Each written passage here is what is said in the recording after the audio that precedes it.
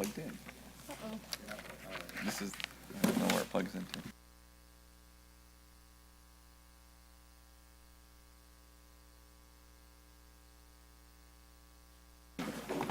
It'll be fine.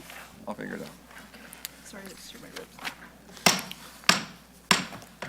All right, I'm going to call to order the June 3rd meeting of the West Sacramento City Council, the Redevelopment Successor Agency, and the Financing Authority. We'd like to begin tonight, as we do each week, with the Pledge of Allegiance. I invite our guests to join the council and staff in the pledge, which tonight is going to be led by the Director of Parks and Recreation, Bob Johnston.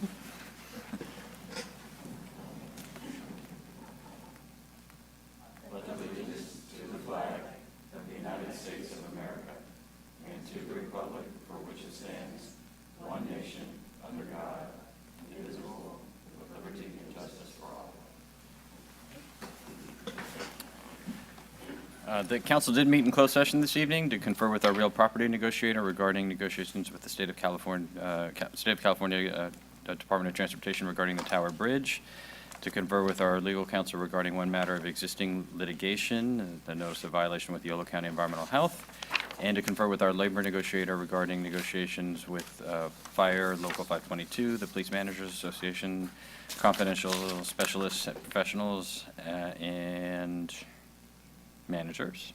Is that the last one? All right. And no action was taken on any of those items. So with that, we're going to proceed to item 1A, which is presentations by the public on matters not on the agenda but within the jurisdiction of the City Council.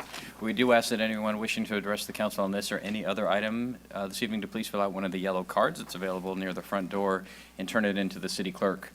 In front of the clerk is a timer, and we use that timer to make sure everyone gets a chance to be heard, and to that end, we ask that all comments be limited to no more than 3 minutes. Also in front of the clerk is a flip chart, and that chart simply indicates which agenda item the council is currently considering. We take the yellow cards all the way up to the conclusion of the staff report on the particular agenda item. So if, and once the public testimony and the council questions and discussions have begun, we don't take any additional speaking requests. So if you're here on a specific item, I certainly encourage you to, and you want to speak, to please fill out a card as soon as possible, but definitely before the conclusion of the staff report. We also know that for some folks, speaking in public can cause some anxiety, so we do ask that there be no boos or cat calls or even applause or other demonstrations, and we try to maintain a civil discourse in the chambers. So with that, we have one request to speak under item 1A, and it's Bill Lowell.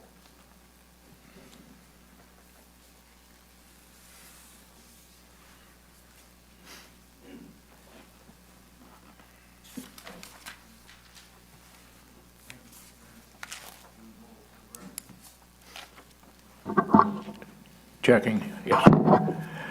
Thank you, Mr. Mayor. William Lowell, West Sacramento, for the record.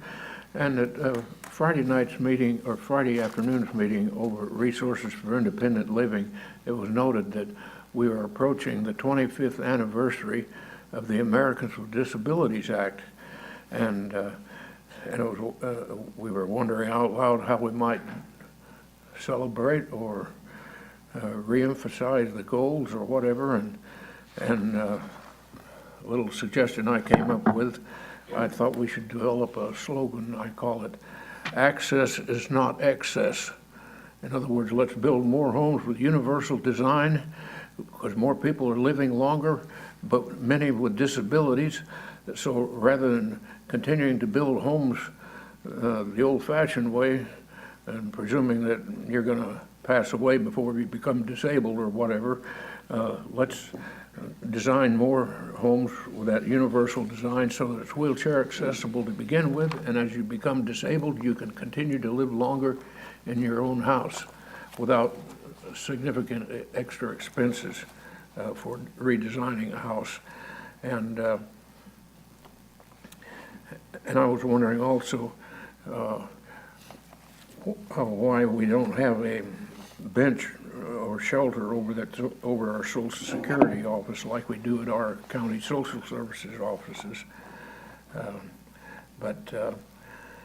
Yeah, and I'm continuing to urge the stores to offer shoppers what I call a suitcase-shaped shopping cart that we could use from home to store, back to home again, without having to borrow their carts and not return them. And I think it makes a lot of sense, but you got to teach these big store managers how to ride the bus and how to shop with the cart and actually do it, because they're just thinking in terms of driving and riding their cars. So got to bring them down to our level or something, unless you got a better idea of why. We got to educate them. Thank you. Thank you, Mr. Lowell. All right, that is our only request under item 1A, so we'll proceed to item 1B, which is council communications. Are there any reports or other communications this evening? No? Wait, none? Mr. Christoph. We did have a regional sand meeting last week, and things are moving along very well on the Echo Water Project. We did host an open house so that people could see the design and people could see where the properties were, or where the property is, so that, excuse me, so that they have an understanding of what's going on. We had a lengthy discussion on future rates, and it looks like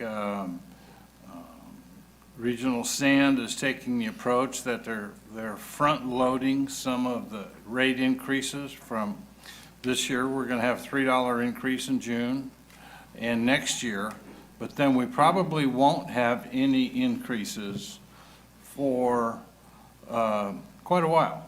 And so it seems like it's probably a decent financing plan that we have in place.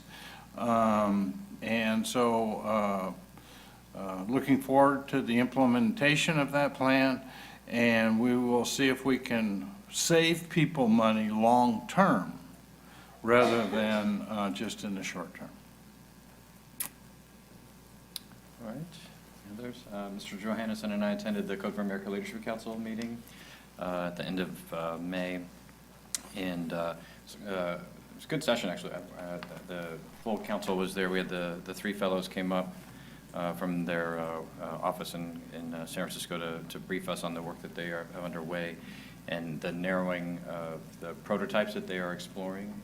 They have been working in several different topic areas related to, they've been working on an urban farm locator app. They've been working on a piece to do with institutional food, like matching school buying and menus to nutrition and to food availability, and also for food bank support and connections to CSA. So a variety of prototypes that they initially generated from their research here in the community. They've been prototyping and testing those.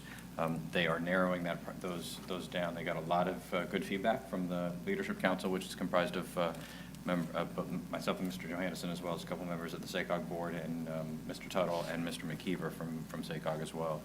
I think the next major milestone will be their presentation at Code for America's Beta Summit or meeting that's coming up later this month, where they'll be presenting the actual project that they're working on, which is likely to be in this urban farm lane, but they're still doing the iteration on that work. And that'll be in San Francisco, and I think I'm going to be attending that. Mr. Johannesson is welcome to come as well.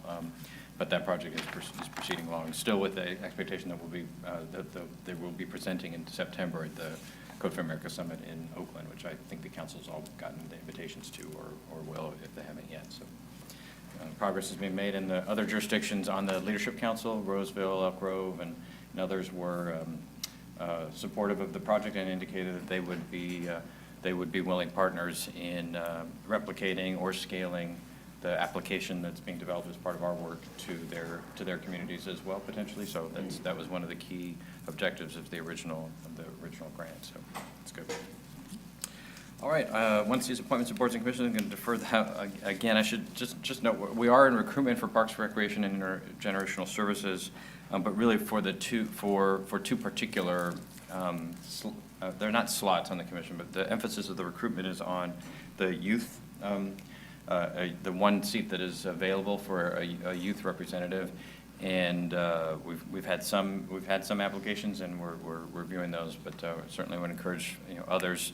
we're looking for youth to provide leadership and policy advice across a whole range of issues in the community as we try to make sure that we're an age-friendly community in all dimensions. This is not like our prior youth commission, so I've definitely seen applications, from folks whose counselors have told them, apply for this so that you can get it on your college application.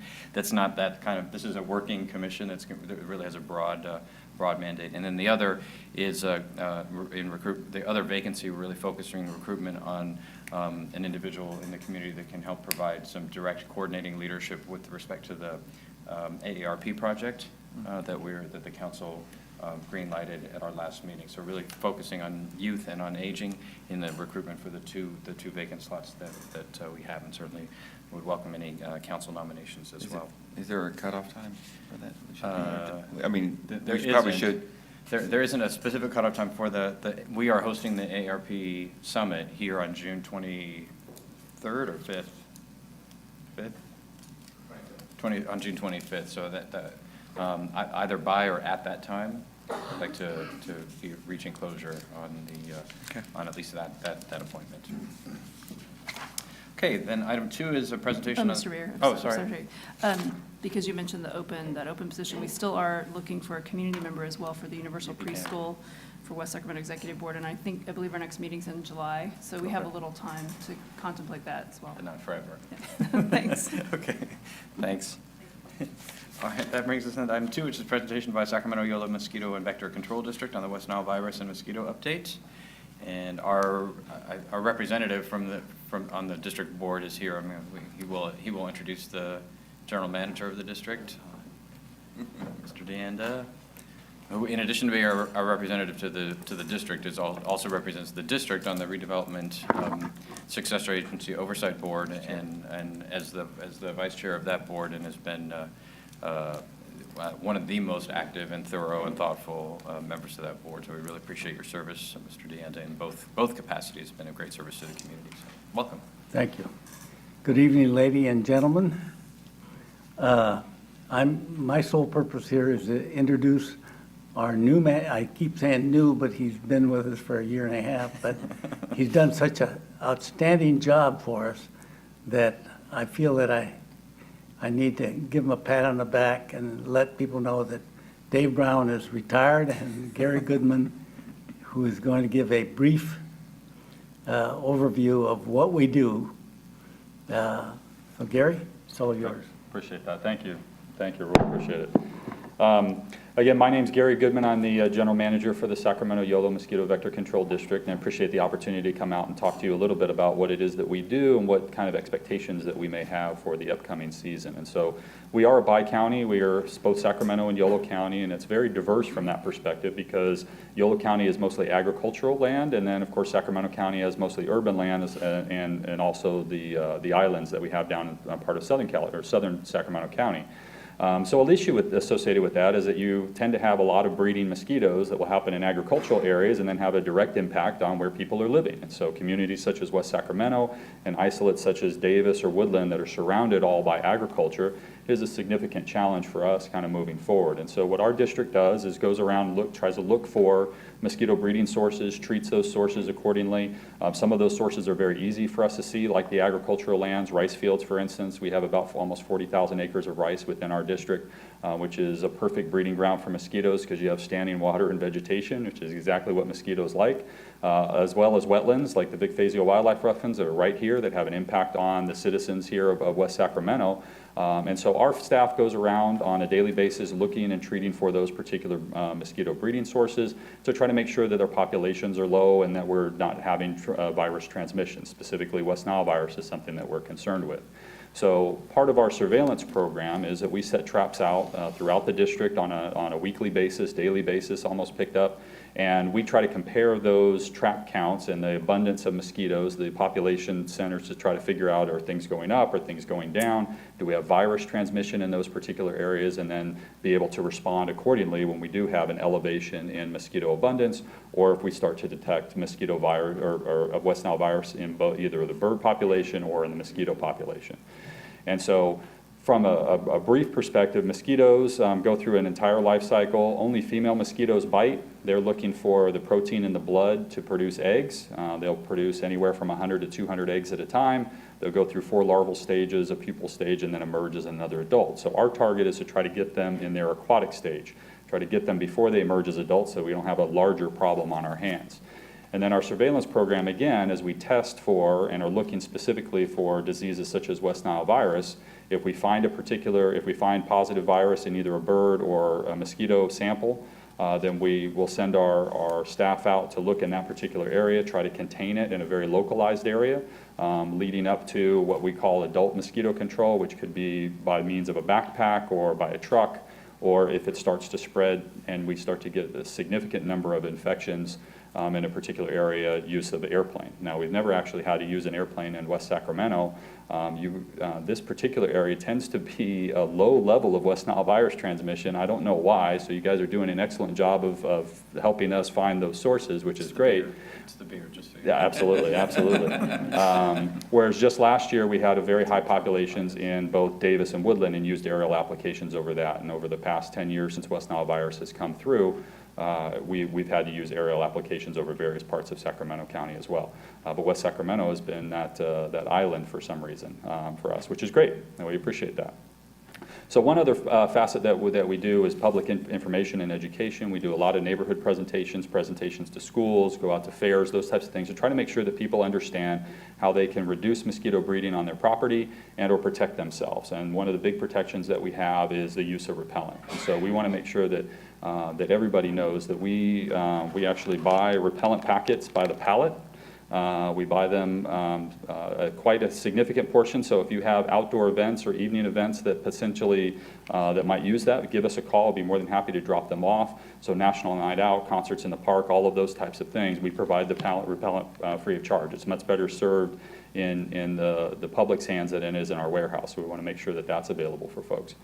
In terms of what we're expecting this year, it probably will be very similar to last year, and because we're facing a bit of a drought this year, and it seems somewhat counterintuitive. You would think in a drought we're going to have less water, therefore we'll have less mosquitoes. It actually doesn't work that way, unfortunately, because West Nile virus is a bird disease. Wherever you do have water, you now have the congregation of both those birds and mosquitoes in the same place, and it tends to intensify or amplify the virus, which is exactly what California saw last year. We had California as a whole saw the worst record, on-year record of West Nile virus infections in both human cases. We had 801 human cases reported in the state of California. 31 of those died, and 70% of those 801 cases, so over 560 cases, were the more serious neuroinvasive form of the disease, where it required hospitalization, talking about paralysis, meningitis, encephalitis type symptoms. So it is a very serious disease that we want people to be aware of and know that there are very simple things that they can do to prevent that, which is not to breed mosquitoes or manage the water on your particular property. Don't produce mosquitoes in your own backyard. Hopefully that will help be curbed this year with some of the water restrictions that the governor has sent down, where people are not watering the sidewalk and pouring down into the catch basins, which is another great site for mosquito breeding. But we want people to recognize that if they can stay away from going outside at dawn and dusk, those are the times that mosquitoes are most active. Drain any standing water, go around your yard once a week to make sure that you're not producing mosquitoes on your own property. If you do have to go out, put on long sleeves or long pants, and of course use repellent as we can offer. And of course, if you're being bothered by mosquitoes, just give the district a call. It's exactly what we do. We typically respond the very next day. We want to come out. We want to make sure that we're addressing the problem as quickly as we possibly can, because we recognize the longer it goes out, the larger problem that we may have. And so with that, again, I want to just remind folks that with this particular year, we are anticipating another bad year in terms of West Nile virus. Again, our district saw the most mosquito infections of West Nile virus than we've ever had in our history. So we're anticipating that again this year because of the drought, and we want people to be aware that there's some very simple things that they can do. Don't breed mosquitoes in your own yard. Make sure you're protecting yourself from being bitten, and use a good repellent, and of course, call the district. And with that, does the council have any questions? Mr. Johansson. Yeah, just out of curiosity, what is the radius of a typical mosquito? I mean, are they centered in a particular area like a nest, or do they just kind of travel? They branch out, and it depends on the species. We have over 20 species of mosquitoes within Sacramento and Yolo County, so they're not all the same. In fact, there's over 2,000 worldwide. So Everybody, I guess, for those that don't work in mosquitoes, we know that, nobody else would. So they're all the same, but for the most part. But house mosquito, so a mosquito that might breed in your backyard, has a flying radius of about 1 to 2 miles. A mosquito that's typically breeding in, say, the rice fields can fly anywhere up to 10 miles in an evening. And so they can travel quite a bit. And so a big concern for us, obviously, is, again, with the water shortages, you're talking about people that potentially may not be upkeeping their pools, because a lot of folks don't necessarily keep their pools over the winter time, so they let them turn green and then they want to clean them up, but now water's going to be more expensive. We're finding a lot of folks that are not going to maintain their pools over the summer. So a pool like that can produce thousands of mosquitoes that can have an impact over an entire 1 mile radius from there. So it is a big concern, to where we really solicit the help of the general public to be able to try to help identify where potential sources may be. Specifically, backyard swimming pools would be a great one. Thanks. All right, thank you. All right, thank you very much, appreciate the time. And again, we have repellent by the pallet, so please use it. If I can ask, thank you for the presentation. I know the first of all, Earl, thanks for coming out and serving our community. But if there's a way, because there are a lot of backyard barbecues that are starting, everything else, events, it would be helpful to have that number available on the city website or something to make sure that people know where they can get access to it. So thank you. Can you shower with those packets of repellent? I'm sorry. Never mind. All right, thank you very much. That brings us to the consent agenda, which is items 3 through 9. Any member wishes to remove, or any separate question or comments? I have a question on 7. And I had a question on 4. And Ms. Cindy, any? All right, item 4 then is consideration of contract with Bureau Veritas North America for building division services. Mr. Mayor Pro Tem Ledesma. Thank you, Mr. Mayor. Charlene, hi. I just had a question on this because I know we're renewing their contract of this firm, and it does mention in the staff report their efficiency and turnaround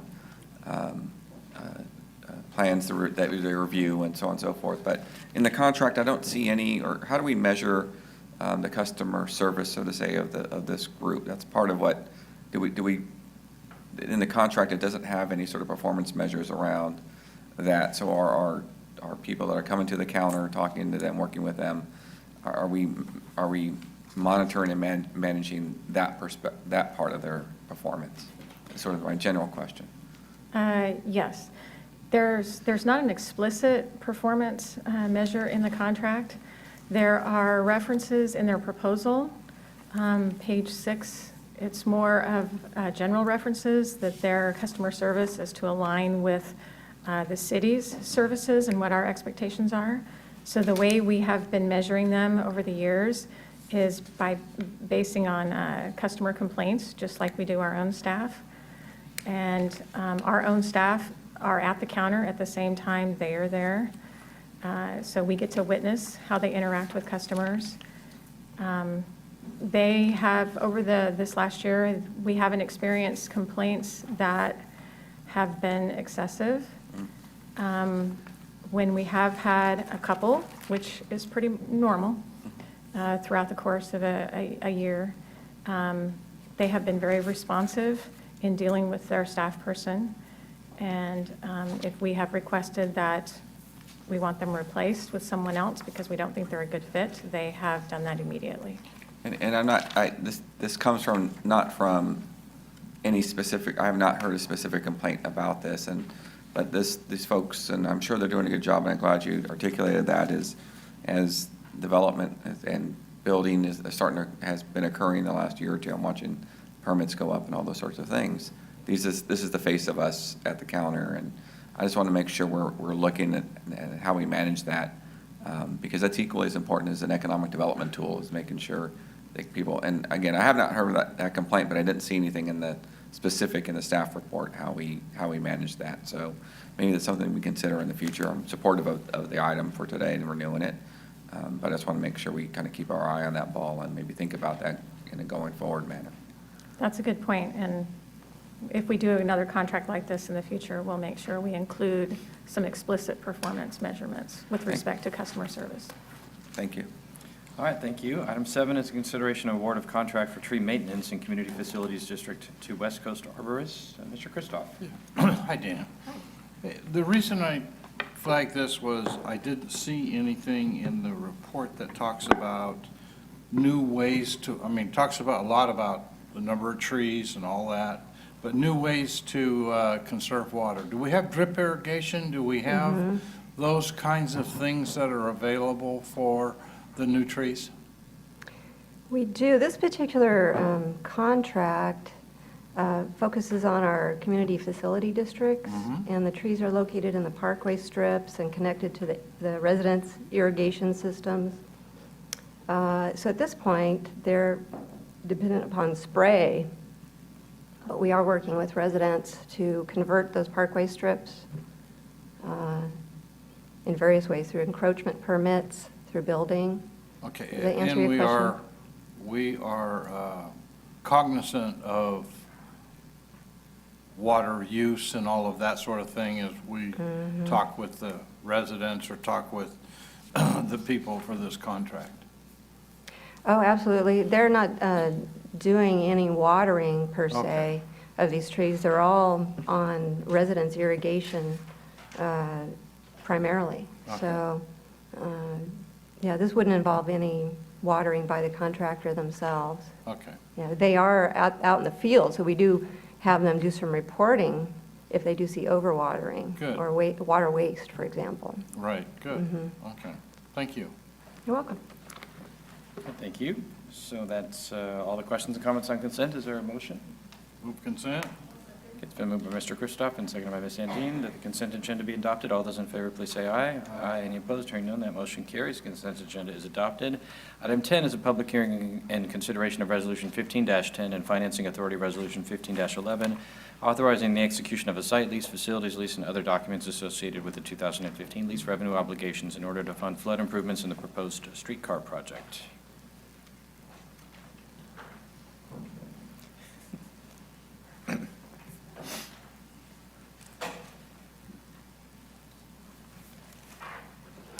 City Council, due to the fact that the documents that you'd be considering to authorize the issue of the 2015 lease revenue bonds are not ready for, for your review, we've asked that you continue the public hearing until July 15th and consideration of any action until that date as well. So we're asking a continuation of the item. All right. Without objection, that'll be the order. So this item will be continued to July 15th. Item 11 is a public hearing to consider Resolution 15-38, adopting guidelines for the Community Development Block Grant Microenterprise Programs, and Resolution 15-39, amending Resolution 15-1, approving supplemental activities for Grant 14 CDBG 9894. Ms. Collis. Good evening. As we're here this evening asking that the City Council conduct a public hearing as required under the Federal Community Development Block Grant Program for funding that the city receives, HUD funding, CDBG funds, through the state of California. We recently received a new grant which will fund our micro enterprise program. We operated this since 2012, but we have been out of funds for about almost the last year. So the new grant will let us renew this program. The guidelines that we used previously are no longer allowed by the state. They have new templates, so therefore we're bringing you the new template guidelines this evening. And there are a few items where the city has some policy decisions that must be made so that we have some options that we can select from. The federal CDBG program has a very narrow definition of a micro enterprise. It must be a low-income business owner with no more than 5 paid employees, including the owner, or a low-income person who is interested in starting such a business. Since our funding comes through the state, we follow the state microenterprise program requirements, which divides this into 3 different categories. In the past, we have done technical assistance. In the new grant, we're now funding all 3 categories, and therefore 3 sets of guidelines are before you. As just to to make sure that you received a memo. We did receive a conference call from the state at 10 a.m. this morning requesting 2 changes to those guidelines as presented.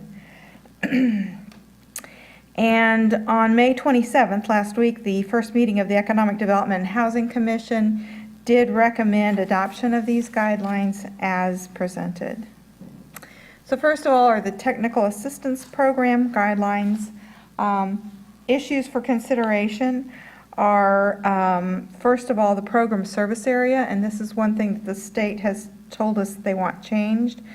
In the past, we've only served West Sacramento residents that meet the microenterprise definitions, or persons who own a microenterprise business with a physical location in West Sacramento.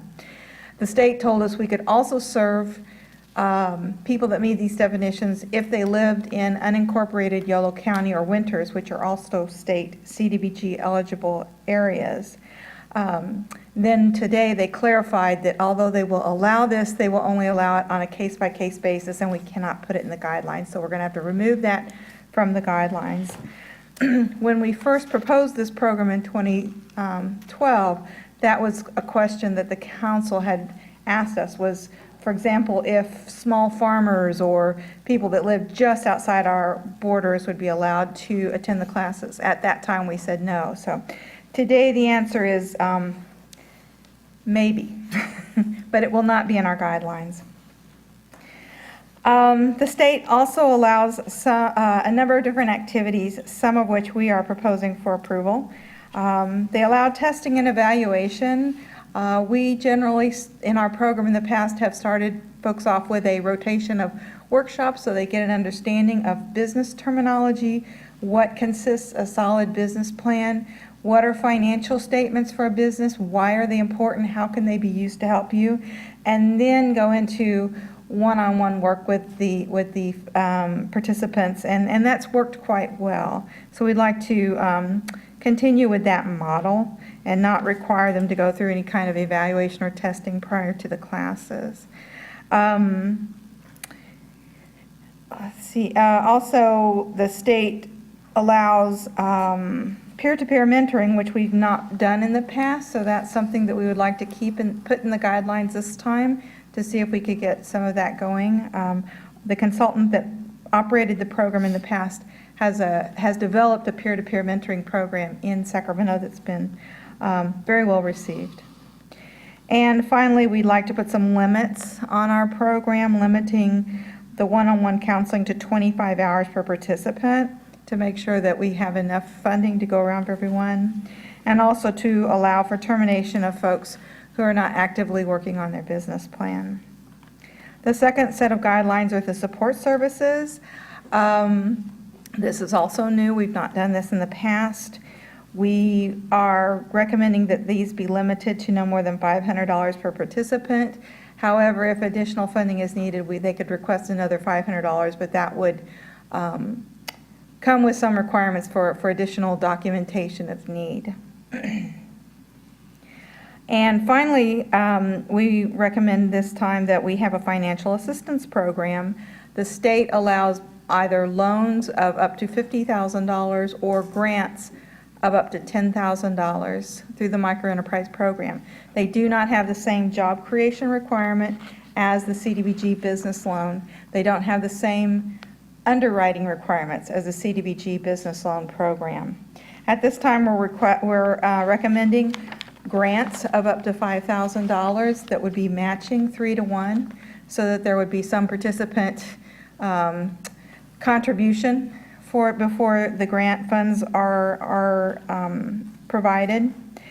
And we're not recommending the loans basically because small loans of this size, when they're amortized, the loan servicing is very expensive and they just don't give us enough funding for that. So we feel like the grant program is sustainable, but the loan program would be very difficult. Are there any questions on this before I go on to the second item, which is program income? Okay. Several months ago, we came before you, and the City Council adopted Resolution 15-1, approving activities for use of program income in the coming 3 years under the new grant. Some of those have proven to be infeasible, and so we're asking that that be amended with, that would be Resolution 15-39. This would allow funding for Bright Park improvements or acquisition of land for parks in the Washington District, or street and sidewalk improvements in Washington, acquisition of land for a child care facility, or the CDBG Business Loan Fund. In February, when we came to the council requested that staff not move forward with any of these activities before council approval of the funding. So what we're asking this evening is that council also, in addition to adopting the resolution, authorize staff to move forward with the Bright Park improvements, provided we can resolve site control issues with Bright Park in time to move these funds in a timely manner. If that proves unworkable, then we would return to council before funding the other activities. That concludes my presentation. All right, are there questions at this time for staff? No? All right, thanks, Louise. So we're going to open the public hearing on item 11. We do have one request to speak, and that's by Cheryl Costarino.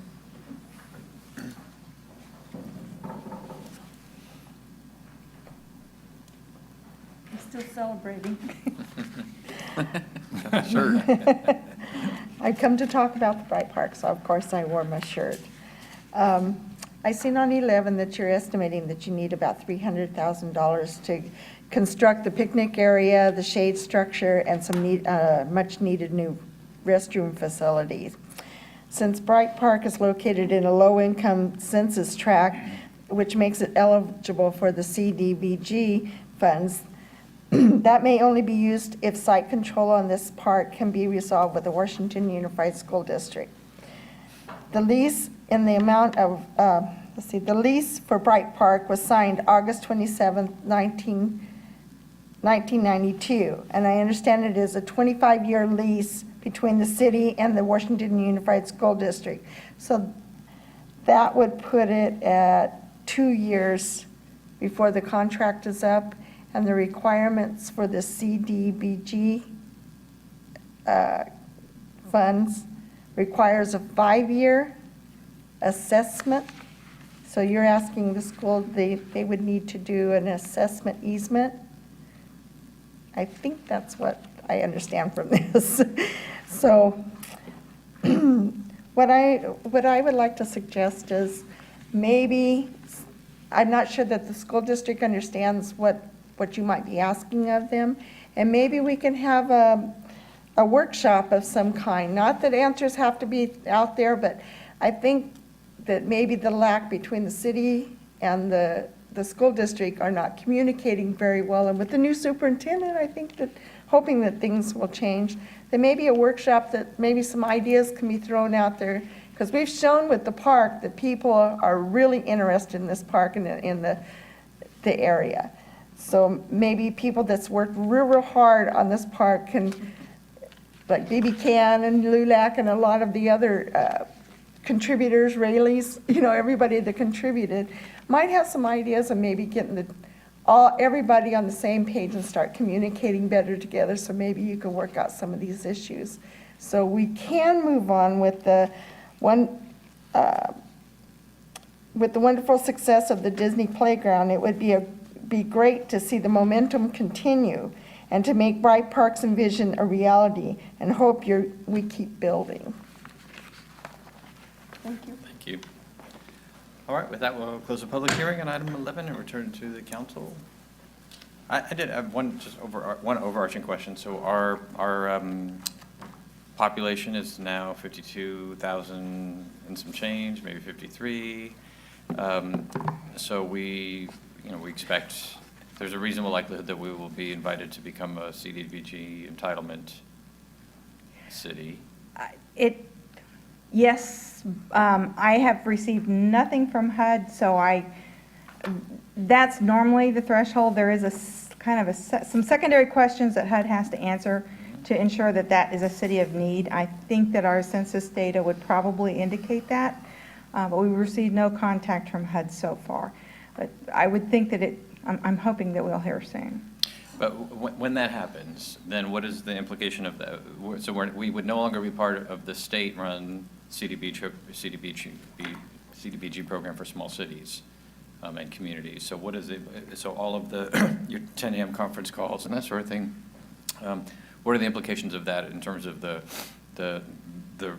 restrictiveness of the kinds of criteria and rules and stuff that you've put before us today? For the microenterprise program, that's a CDBG grant from the state. We'll have to comply with all the state CDBG requirements.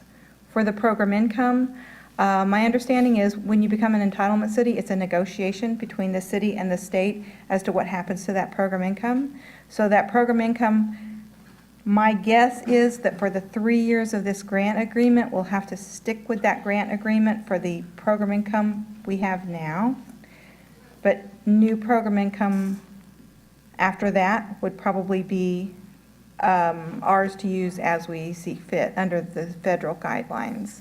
But this is a brand new program income process with the state, and they haven't done this negotiation since they've come through with this new process. So I'm afraid that's my best guess, but I don't know for sure. I can ask them how that would work. One thing to be aware of is that the program income we're asking you the activities we're asking for approval for program income, including Bright Park, we haven't received those funds yet. Those are funds we're receiving over the next 3 years of this grant contract. So we couldn't go out and start a project today. It's going to be probably at least a year before some of that money has accumulated, maybe 2 years. So by the time we would get ready to do a project, we probably would know for sure whether we were going to be entitlement. We should know well before then. I mean, based on the experience of other cities in the region, we ought to. The letters. We ought to know this year at least whether or not we're we're going to have to be. I mean, there aren't any cities of 53,000 that are not entitlement cities. I don't know of any, but that's not to say that there are cities with smaller number of people that are entitlement because they hit 50,000, they became entitlement, and then they lost people, and HUD didn't take that away from them. But as far as but the problem here is at the national level, Congress has reduced HUD's budget every year, year over year, and this year CDBG and Home are both getting pretty good hits. And so it's going to be harder and harder to reach the funding threshold where HUD says, okay, yeah, you're worth a contract of your own. So I think CDBG will stay the same, but with reductions in federal CDBG, we could see some changes. Yeah, okay. I mean, 70% of the CDBG is reserved for metro cities like ours and urban counties. I feel like we should be preparing for that moment because it's let's just say it's highly likely if it's not 100% certain. And so what I like about this for me at least, the program income expenditure plan looks as though it is inspired by our Washington Sustainable Communities Plan, as opposed to being a random collection of ideas that we might have thrown out here or at the Housing Commission, or they just happen to be the opportunity of April. And this looks like it's inspired by the priorities that we've set for investment that should be made in the district. That's positive, so that CDBG is, instead of us chasing, various state programs, we'll get 5 more points if we do a windshield survey, but when what we really need is to do Bright Park, or what we really need to do is a sidewalk, but we didn't do those things because they didn't score high enough. The extent to which the entitlement status, the fastest that we can get to that stage, gives us more control in the long run, not necessarily the program income, but more control over how to deploy those resources that advance our strategic plan and our neighborhood plan for the community. So I think this is definitely headed in the right direction. By the same token, I wouldn't anchor on any single one. mean, Bright Park is a big priority, so are these other elements. And I think what we learned, one lesson, this is what, the page before this, as you described, we approved all these things, and all but one of them aren't feasible, as it turns out, based on all the rules and procedures. And so we need to have a menu of elements that are that are here, because most things end up not being able to meet the requirements for a variety of reasons, site control being one, that some of the other examples that you gave. So, so I think this list makes sense in terms of the pieces that come right out of that the sustainable community strategy that we've adopted, and now we have to move forward to implement. So. Comments? The only comment, one of the things I would recommend is the Bright Park portion of this should be discussed at a 2x2 with the schools. And so that may be added to the agenda as far as if there are any issues between the school, the city, or whatever it may be, maybe this is one way to introduce the new superintendent to whatever some of those issues may be. But I think that would be probably a good way to dip our toes into the waters, so to speak. And in fact, I did make that request that's on our next 2x2 agenda. Okay. Yeah, I think one ancillary benefit of the Bright Park experience was it did show that you could, and to be perfectly blunt, one of our challenges has always been that the school district has felt like imbalanced in their relationship with us, and so everything, either they felt like a client of it, like we're supposed to support them with an allowance, or like if we had any kind of partnerships, Bob would just run over them. And I think Bright Park demonstrated both what we could accomplish together, but also that they're perfectly capable of looking out for their own long-term interests, and that we represent the same people. So that it's not an issue of the city government saying we would like to do a park, and therefore you say, well, city, it's going to cost you this. It's no. Our mutual public here wants to see this happen. How do we both contribute to making that a reality? And I think that the value, what we saw at Bright Park, and what I know others are working on in Bridgeway Play and elsewhere, are other examples of that. But it's really not, to me, it's not so much about the specifics of how do you get to a deal on Bright Park. It's how do you reset the overall relationship about facility sharing, and how we maximize properties that the school district is not intending to use for any school purposes in ways that benefit the community and also benefit the community that we both represent. So this is a good opportunity to do that. Can I ask us a quick question?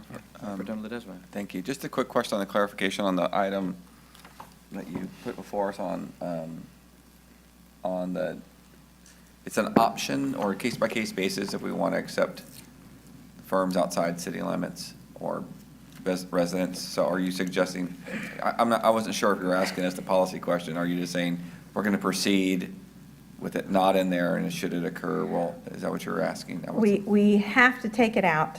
We Okay. don't have a choice. The state said we have to.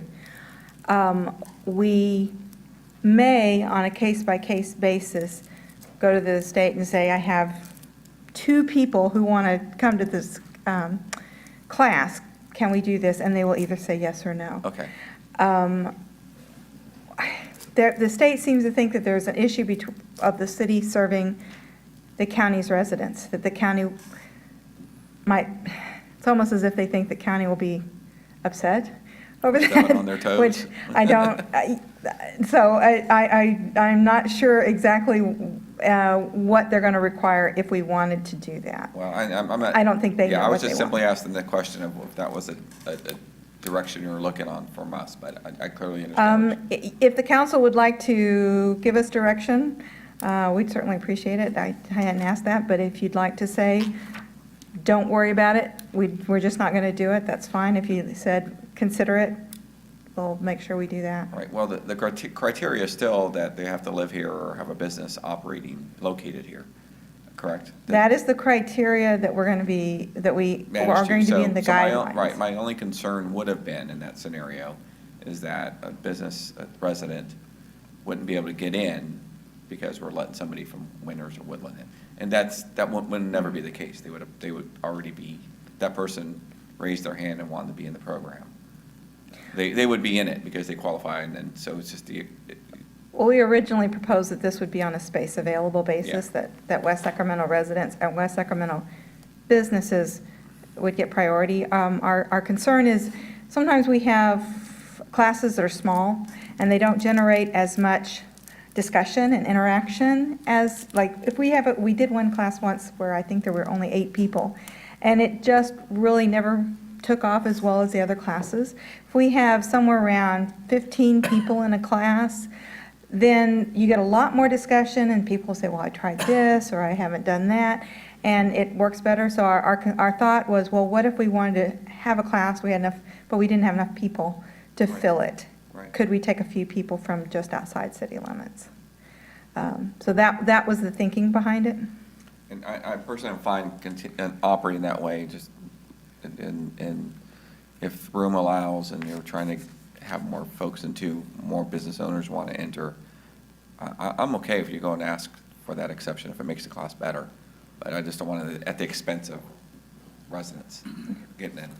And That would have been my only concern. And then, Are the allowance of non-West Sacramento participants, were you hoping that would apply solely within the technical assistance program, or apply? that's the only one it's allowed. Okay, so We would not be allowed to on the use our financial support assistance one, no. services or our Okay. financial grants So I think for those it's folks. the same concern. Yes, Yeah. exactly. Okay. Okay. Any other questions or discussion? Motion? I'll move the recommended action. Okay, it's been moved by Mayor Pro Tem Ledesma, seconded by Councilmember Sandin with the modifications that are in the memo at the Yes, desk. that, All hold right. on, hold on. Can we get clarification that's with the changes required? I just by said the- that. Yeah, he while just you said were that. talking. I All thought you were going to say right. something else. So seeing no further discussion, all those in favor, please say aye. Aye. Any opposed? Hearing none, motion carries. Item 12 is the presentation on the status of the I Street Bridge relocation project.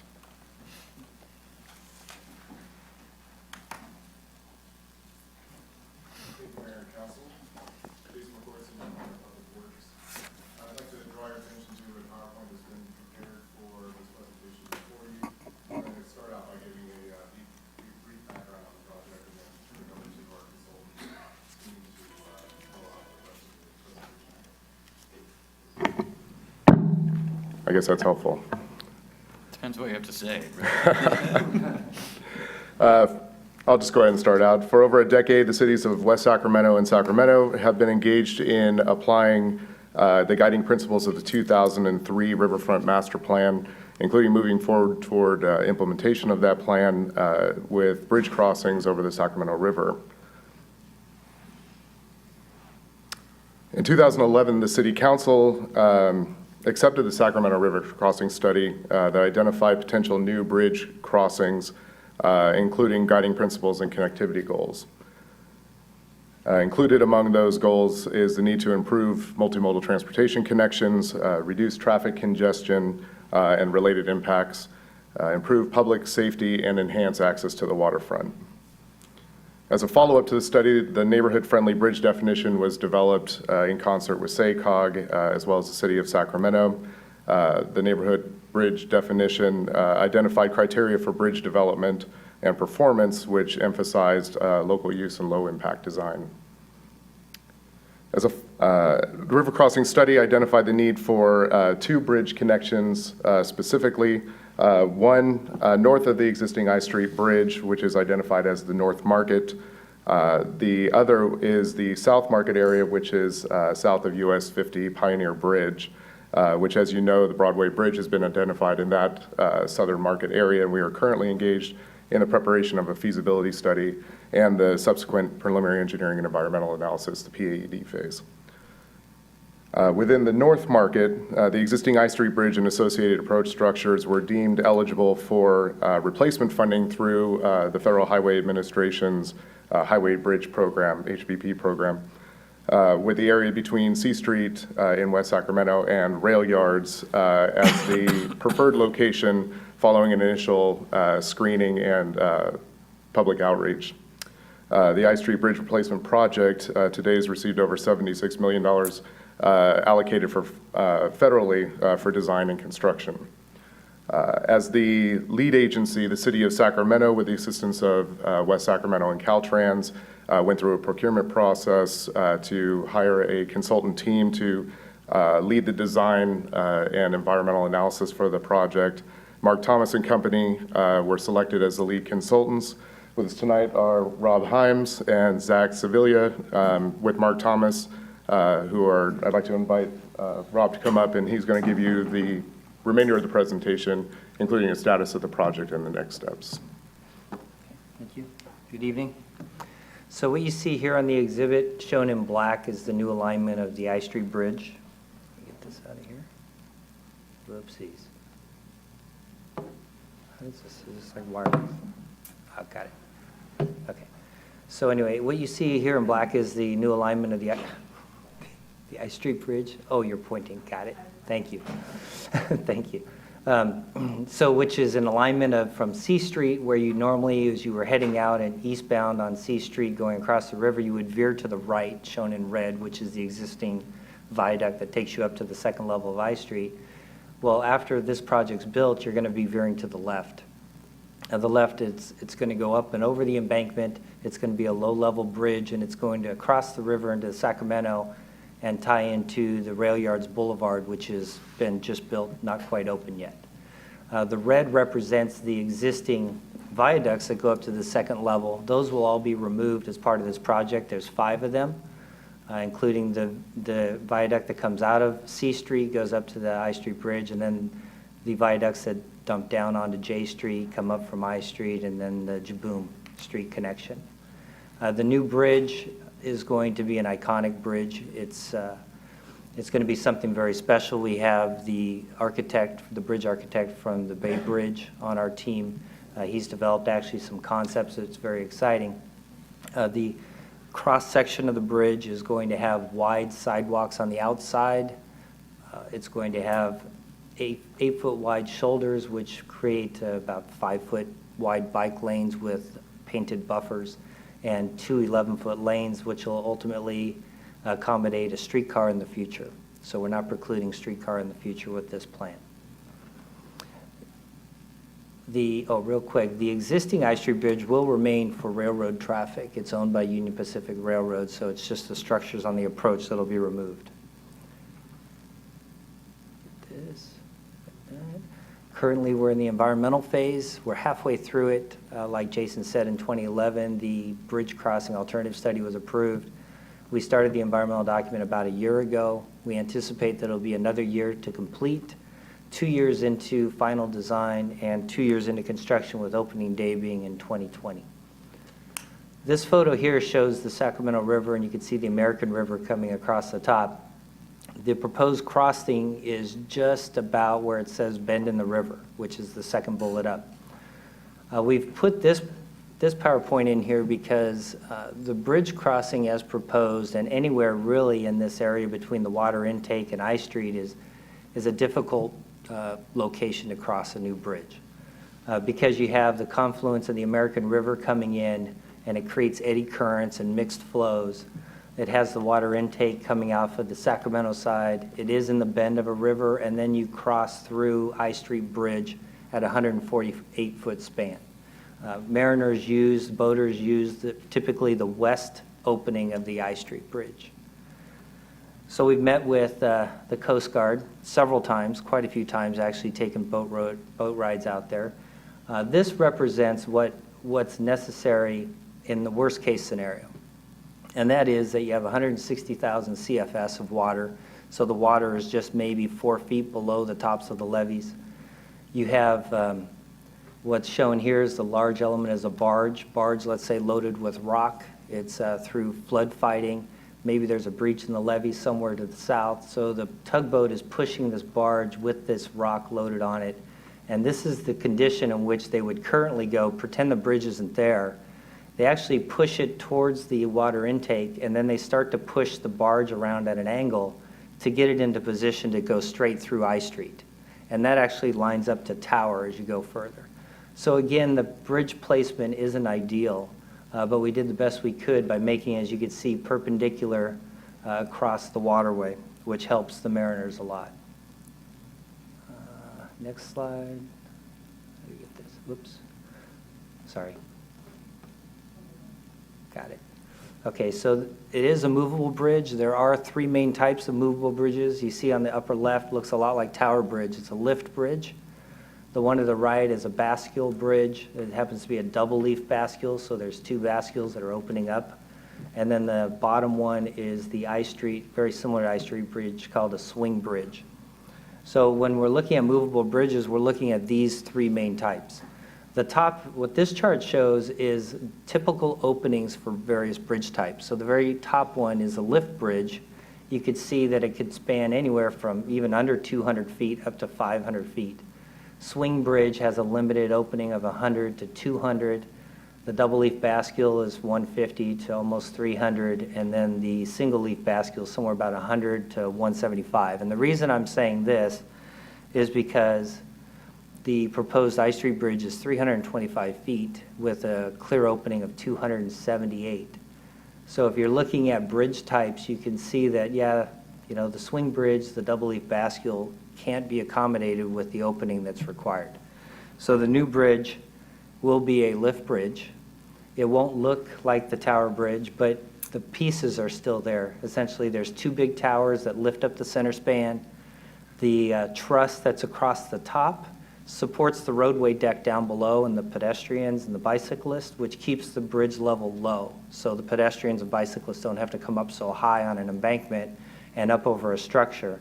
So it'll be similar to this in function as far as supporting it up on top, keeping the deck level low, having the sidewalks and the bike areas to the outside, and having 2 towers. So those things you'll see that'll be very similar to the Tower Bridge. It'll be, you know, I mean, a lot has come around since 1935. We're going to design the structure quite differently. It'll be more sleek and more modern. So how many lanes? I said it was going to be 2 lanes, and the reason for that was we did a lot of traffic analysis. This happens to be a demand model where you're pushing the button where I Street would be and then see where traffic's coming and going. We started off at a 4-lane bridge. What would happen there? A lot of regional traffic, and essentially there wasn't enough capacity on the proposed roadway networks. The new Rail Yards Boulevard, C Street, 5th Street, 3rd Street were all just bogged down. In fact, there was only about 60% of the traffic that wants to go here could actually get here. So we did several different analyses, up to 10 alternatives, looking for a 2-lane bridge to a 3-lane bridge, thinking that maybe a 3-lane bridge would operate better with some left turn pockets or some other things. So as we went through this, I don't have to go into detail, so I'm going to go pretty quick here. But as we started to look at the numbers on congestions and delays, some in the order of 132 seconds of delay, we started to weed out some of these things. Clearly, you know, 108 and 115. And as we started to whittle it down, what it ended up coming down to is really a 2-lane bridge option with very minimal widening, if no widening on C Street, and no real changes on the proposed Rail Yards Boulevard. It accommodates 33,000 cars. It still handles a ton of traffic. It operates quite well, actually, with some mild congestion, but queuings that don't go way outside all the other alternatives with 3- and 4-lane bridges, the queuing would go off of our model because we just couldn't get through because there was so much regional traffic trying to pass through and use this. This is a good balance between a lot of local traffic and a lot less regional traffic that uses it. So with that, where we are is you can see all the green, everything we've accomplished. We've had 2 very good public meetings. I know, Chris, you were there. One of the public meetings, and a lot of support, especially on the West Sacramento side. And where we are in timeline is, if you look at 2015, between the spring and the summer, is right about in there. So we've accomplished everything on green, and currently we're working on technical reports, and we're about ready to submit those in the next month or so. We'll be going out with the draft environmental document, and we're going to be hitting a newsletter here shortly. So with that, if you have any questions. Mayor Pro Tem Ledesma? Thank you. Just on the concept on getting to the 2-lane bridge, I just want to make sure I'm clear. So are you saying that if it went wider, it would just draw more traffic, and therefore it would create the bottlenecks because Royal Yards and C Street would not be able to manage it. Is that basically what you're saying? Yes. That's Okay, I just wanted to, Yeah, what it does is we essentially create a wider bridge that people want to come and use, but the outside system can't get you there. And so either we create it's about a $25 million a lane for that bridge.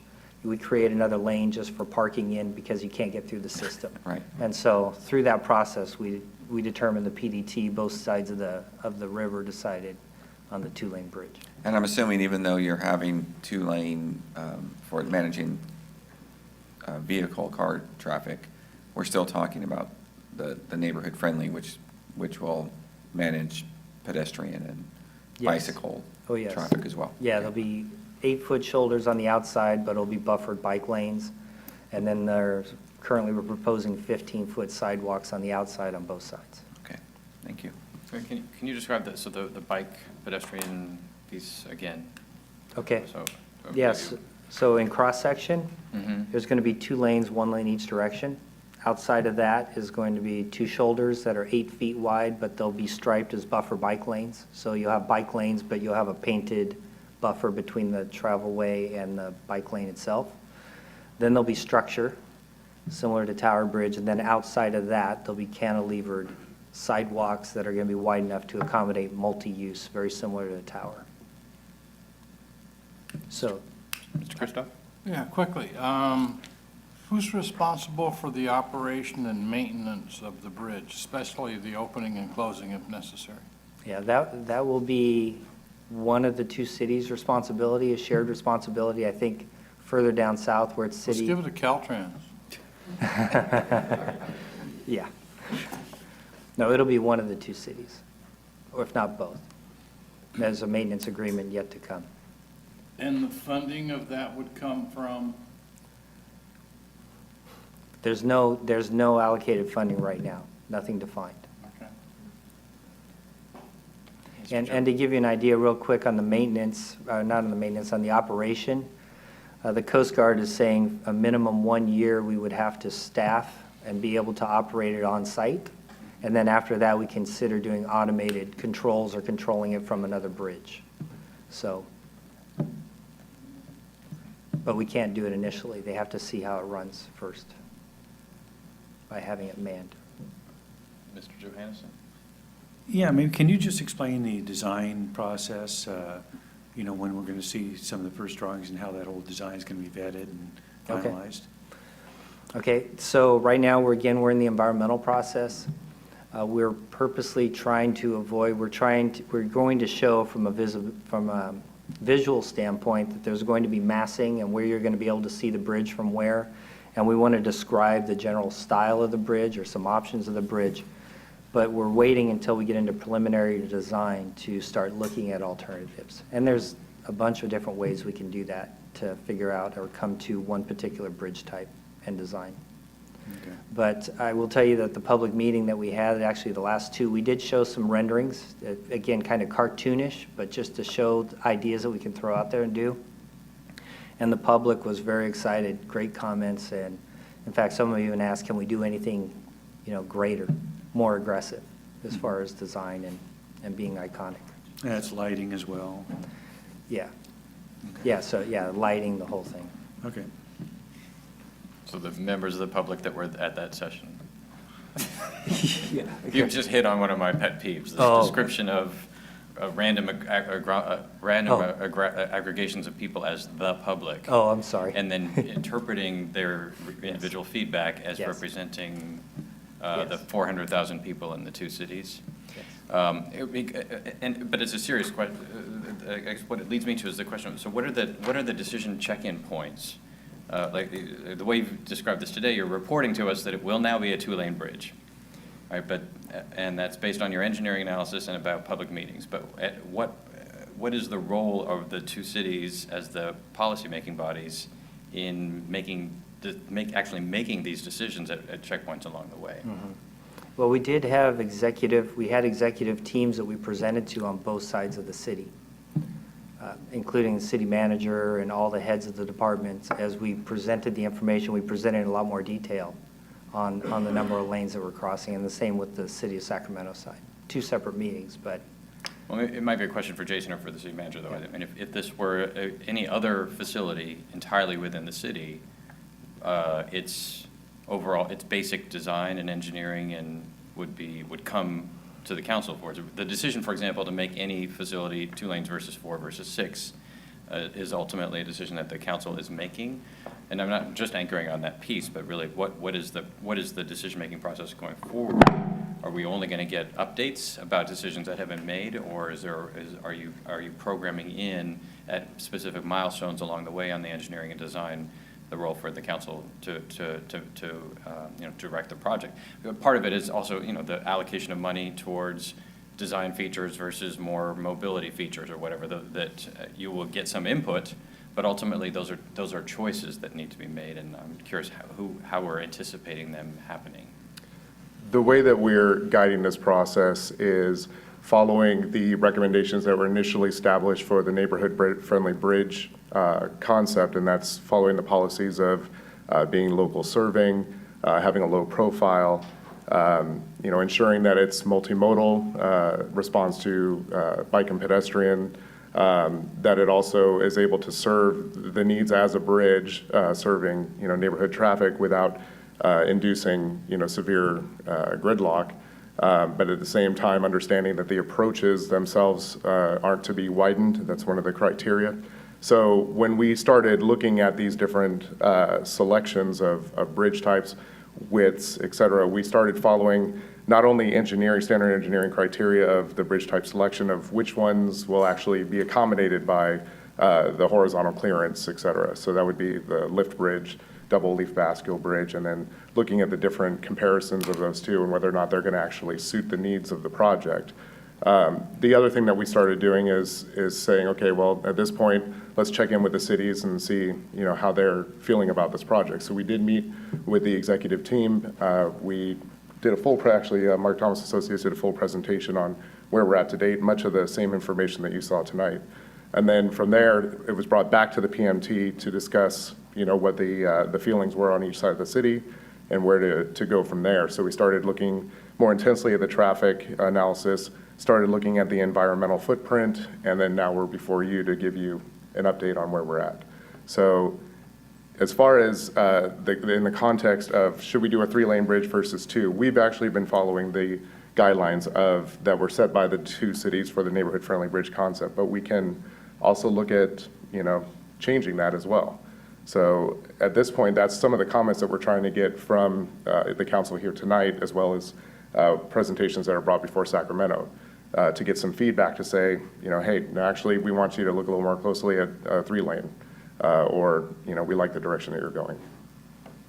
I think the city manager is getting the gist of my question, and you're answering it, but when I supported the neighborhood-friendly concept, which was in a hurry in order to get a bridge approved by the city of Sacramento in one meeting several years ago, it was not intended that was carte blanche authorization for all future decisions to be made at the staff level. And so we need to think of what the right structure of those decisions are, because they're massive ones. And so if a citizen in our community says, well, how did we end up with a 2-lane lift bridge as opposed to something else, I can't simply say, well, that's what the engineers decided, all of those things, right? Because this is true in all of our work, right? The decision about whether or not Jefferson should be 6 lanes or 4 lanes, which is one of the reasons I got elected to the council in 1996, was a response to the community saying, we don't agree with what the traffic engineers say. It's ultimately their decision to say, yes, we're accounting for the engineering evidence, the public works evidence, the evidence, and we're choosing this. And we simply need to have, I don't want to pick paint colors, but there needs to be some framework as part of the project management plan for where there are key decision milestones, that there is a formal check-in, that is not just a report that it has been decided that it's a lift bridge, it has been decided that it's 2 lanes, and then hope that we don't rebel, but really have a check-in point. The more that happens, the more likely that you'll have actual buy-in with the project as well. So I don't imagine anyone on the council is going to say, no, make it 4 lanes or make it 3.5. But if the council is vested in the ultimate decision on behalf of the community, we'll get better projects. So it's not a quibble with any of the detail, any of the substance, simply that we ought to be designing the project management schedule on some periodic decision check-ins with the two councils. If it pleases the mayor and the council, we can actually build that into the project schedule. The project itself is being managed by the city of Sacramento. But as active participants in this project, of course, we can ask that we, get some additional feedback loops integrated, especially with our council. So that's something that I can take back right now. And as of tomorrow, give a phone call to the project manager over in Sacramento and let them know that West Sacramento wants more feedback loops integrated into this process. Yeah, and the reciprocal will happen when the Broadway Bridge is underway. I guarantee you that if we allow our staff to start making decisions about the shape and form and engineering of the bridge without a check-in on their side, we won't get blowback. So I don't think that's the lead agency status is simply, that's simply an arrangement of convenience. It's not actual. We're not a junior partner in this bridge any more than they are in the Broadway Bridge ultimately on the actual substance. We've had a really, really good working relationship with the city of Sacramento on this project, so I have full confidence that, we can meet the needs of the council here and provide an opportunity for a workshop, for instance, with all the members of the council. We could also make that a publicly noticed item so that members of the public can come in as well. And I believe that we are going to have a public meeting scheduled very shortly in order to present some of these concepts as well. I'm sorry, a public meeting to present the concepts for this project. So to just the general public. Correct. Not a public in front of not in front of this body or. No, that would be like a community meeting, right, for instance. Yeah. Right. So just the timeline and project management schedule needs to place more of that process here. And however they handle it in their jurisdictions, up to them, of course. But to go to a public meeting and say, what do you think? What should we be doing with this? And then come here and say it's already been decided, it's not consistent with our custom and practice here. So if we need a 2-track milestone process. So our operations, the department directors, the manager, your colleagues all know exactly how to organize it, so I'm not worried about it. No, we can do that. At our briefing that we had with the executive staff, the question was, when do we check in with the council? It was said, well, come back in June as we kick off the environmental process. So we're here today. I think what's missing is a direct milestones in the schedule where we do check in with the council for direction. That's what we asked at the executive staff meeting, and you're hearing it again today. I appreciate the mayor's comments on this, because I think about how we've approached even the streetcar project, which is a dual actually it's 4 parties involved. And while there is a steering committee, so while you have an executive committee that's pushing the project along and managing that part, and again, I'm not trying to micromanage the process, but to the point is there are policy considerations that were brought up in this meeting, even from how are we going to manage ongoing operations? How are we going to? Those are questions that, in the context of the streetcar, are being vetted and put out, and with all members of all 4 agencies involved, so that there is a conduit to make those decisions. So, again, I'm not advocating for that, but it's an example of how the elected bodies are also kept in the loop and as part of the projects. So these are big. I agree with them. These are big projects that are going to have to satisfy 2 sides of the road, 2 different styles of working for 2 elected bodies, and we're going to just have to build that in. Mr. Johansson? Yeah, just maybe to reinforce what my colleagues have said, we deal with design and policy all the time here, and particularly when you look at something potentially iconic like a bridge, I think we definitely all want to be involved with that. On the 2-lane approach, you also said it would accommodate a streetcar, so how does that work in terms of, are the 2 lanes just wider and then you narrow it down to a single-lane streetcar. Is that kind of the idea? The streetcar is within the travelway and shared. It's a Oh, shared okay, it's lane. part of the, okay, all right, all right, okay. Mr. Kristoff? Yeah. Will West Sacramentans, if they're coming and heading eastbound, will they be able to get off on I-5? Will there be an ingress or an egress there? So that they can access I-5 instead of having to go all the way into the rail yard? Yeah, so there's, coming from West Sacramento, if you wanted to get on I-5, you would go across the river to Burkett, which is a new connection. It's on the east side of I-80, and then up to the interchange on Richards Boulevard, and then go either direction on I-5. Okay. Okay. I'm sorry, I think, so it's Jabone that takes down High Street now, correct? Yeah. To get, so to access it on the north side, you go on Jabone, you go north up to that same area, you know? Yeah, there would be, currently there's proposed no left turn onto Jaboom.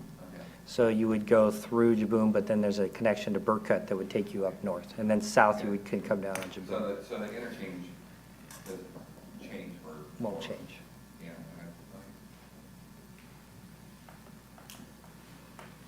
Yeah, I mean, I mean, we all look at the map, and there's a million massive problems that are going to emerge in terms of circulation. So, I mean, we moved on this project because the bridge desperately needs to be replaced, and we were able to take advantage of a federal funding opportunity for it to work. But there's definitely going to be some significant challenges on circulation, especially as both the rail yards and our side of the river are building out. And for things like River Cats games in the arena, the essentially closing off of the access from Brighton Broderick directly to the current grid of Sacramento is a major challenge. So as we figure out, to me, it also is another argument for why the non-vehicular alternative across the top of the existing I Street Bridge becomes a very big priority, not simply like a cute little linear park just for the aesthetics, but it becomes a really important actual connection given the distance between rail yards and Capitol Mall. That there's no direct access to, even though both sides of the river will be developing much more intensely. I mean, any other urban place we'd be adding more of these bridges, not replacing them. But this is their best option for getting a high street bridge that isn't going to fall in the river. And I think that point was what I heard, at least at one of the first public meetings we had on this, was some concerns from residents in West Sac about their ability to get into Old Sacramento and the grid and how they would get there. And so it is important. I know that's not to bring up the fact that they represent all viewpoints in that meeting, but it was, you know, it's a relatable fact. And so I'm glad you're considering how to do that. Okay. All right, thank you. Thank you. That brings us to item 13, which is consideration of the budget for fiscal years 2015-16 and 2016-17. Mr. Wright.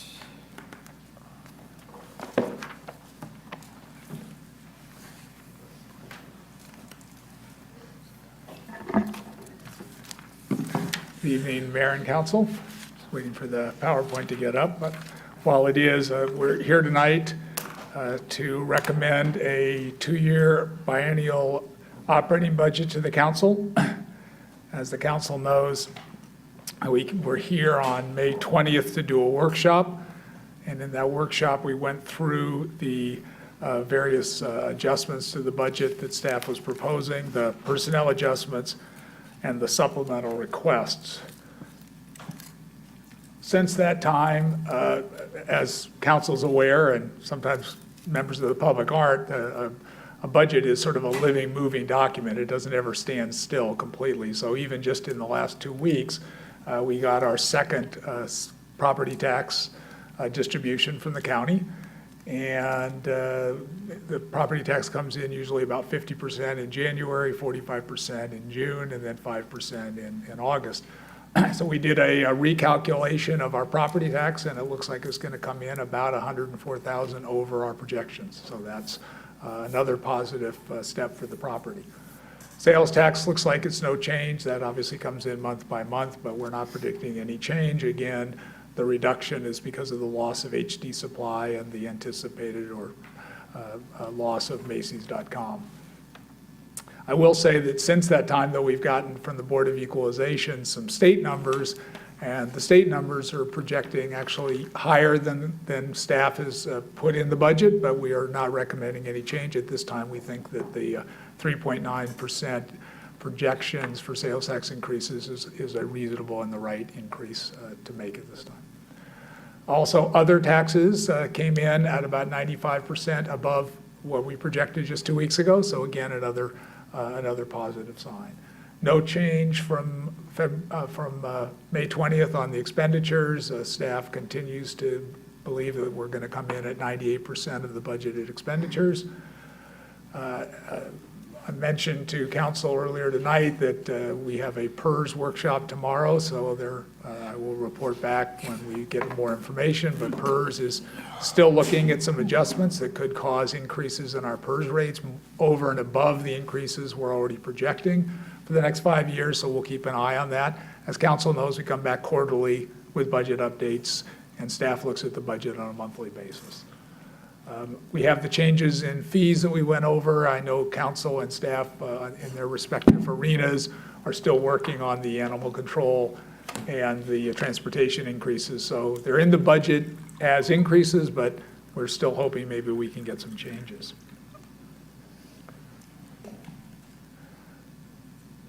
The summaries, this is a quick summary of the attachments, which have all the details for you on the personnel budget adjustments that are about $500,000 over 2 years for the unrepresented, and $1.4 million in supplemental requests over the 2 years, and then some equipment replacement that actually have been part of the last couple budgets. Those are police cars that we need to buy a certain number of police cars every year. We have a rotation of putting the oldest cars out and bringing a few new cars in.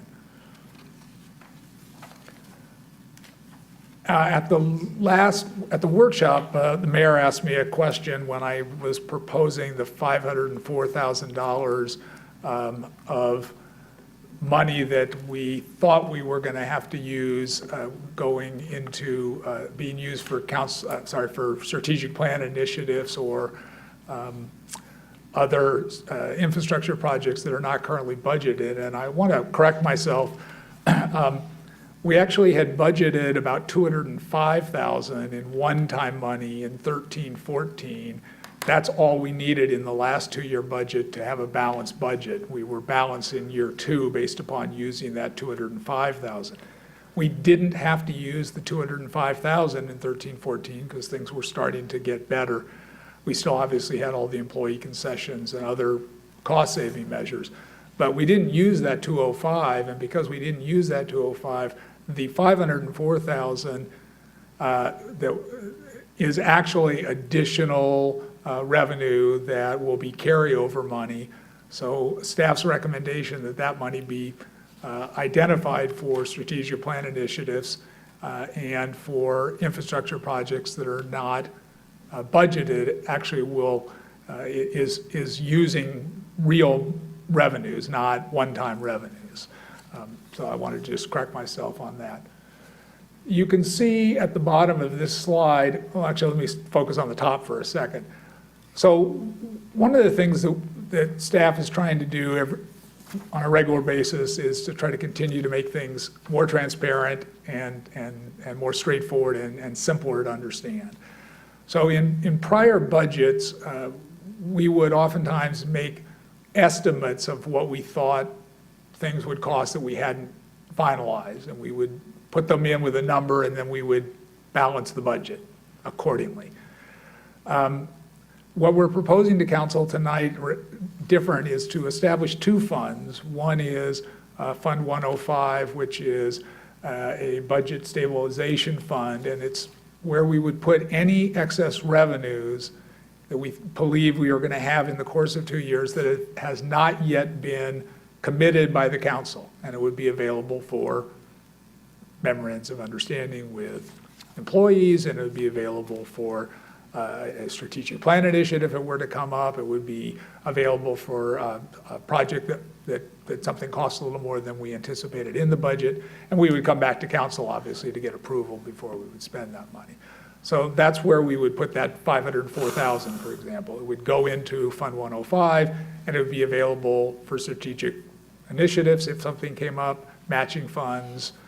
And then we're proposing a Fund 107, which would be the one-time revenue fund. And where the one-time money has been put is in Fund 103, which is a general long-term debt fund. And it really was put there because we didn't have any other place to put it. So we would get a one-time money from a settlement, and we would go, well, let's just stick it in this fund. That fund's really for committed long-term debt obligations, like the recreation center. Is an example where we have our regular payment for that project in that fund. Occasionally, we get one-time money, settlement of a lawsuit, something, and we think that really should be put in a one-time money fund. And so it's identified, and we know that this only came in. We have to be careful how we use it. And so we're proposing that we do use those two funds. We take the 504,000, we put that into the budget stabilization fund, and the money that we're not asking the council to commit tonight, that is excess, which is about $900,000, also goes into that budget stabilization fund, and then it will be there available. And again, before it be spent, we would come back, obviously, to council with proposals as spending some of that money. So that's why when you look at the top chart and you get to the bottom of year one, you see the zeroed out, because we're proposing that you take the 1.185 carryover and the surplus of 139 for the 1.325, and we transfer that money into those funds for further council action down the road, rather than make a guess of what those things are going to be and stick it into the budget. Looking at the bottom, the council has given some clear direction, and staff wants to make sure that we heard it correctly at the last meeting, because we did tweak the 4 categories slightly based upon comments from the mayor and Councilmember Sandine. So we have the general reserve fund, which we didn't tweak, and then the second category, which is enhanced services, rather than using the term of restoring, because we're obviously not just trying to go back to where we were. These are, if there's a specific need for an enhanced service, we might come to the council and ask for money for enhancing services. Then we have the personnel adjustments, and we have the strategic plan initiatives. And you can see that I think staff has done a very good job in coming up with a fairly balanced approach here. 600,000 in reserves, a little over 700,000 in enhanced services, 800,000 in personnel adjustments, and 700,000 for strategic plan initiatives and other infrastructure projects. So it's not a quarter, but council, I don't believe, intended that it be a mathematical formula. So staff has tried to present a budget tonight to the council that's balanced, that uses the 4 categories directed in an even-handed manner. And as you can see, the last bullet also talks about the ongoing adjustments of the personnel, that 337 of those represent an ongoing commitment. So trying to control the ongoing commitment due to the still relatively unstable nature of the economic recovery.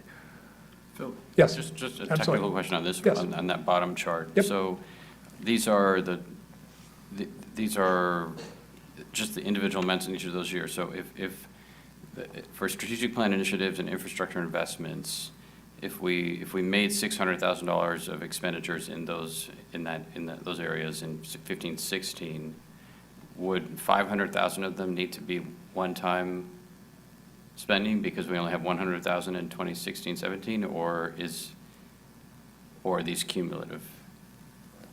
Are these both increases? Or? Those are both. It's 600,000. We have another 100,000 in strategic plan initiatives in the next year. That represents, so that, again, being very transparent. So what we did is we went through all of the supplementals and the personnel adjustments, and we categorized whether, what those represented, whether it was an enhanced service, whether it was a straight personnel. The 101,000 represents the CALIA position that we identified as a strategic plan initiative based upon, I can't read from this far away, but one of the council strategic initiatives, which was the police, best practices. So the CALIA position, we identified as that's in order to attack that particular council strategic plan initiative. Yes, but that is correct. The first year, 15-16, 602,000 includes $100,000 for body cameras that will not be spent in 16-17. It's one-time expense. Okay, so these are not two independent increases? The 600 and the one, they are independent. The 602,000 represents really the money that, it represents the money that staff is recommending tonight be approved as part of the budget that has been identified as a strategic plan initiative, and the $504,000. I'm sorry, let me correct myself. Part of your staff report tonight also requests that you authorize $100,000 of that $504,000 for the age-friendly cities. And so it's the 602,000 represents 404,000 of that 504 if you authorize the 100,000 for the age-friendly communities, and the CALIA position and then the body cameras actually is in there as well. So those are the items that are included in that. And the reason it's leaning on the first year is because when to zero out the first year of the budget, we're taking all that money and putting it. Doesn't mean it has to be spent in the first year. But directly answering your question, yes, if you spend 600,000 in the first year, that other 100,000 has actually already been committed, assuming you approve the budget and you approve the CALIA position.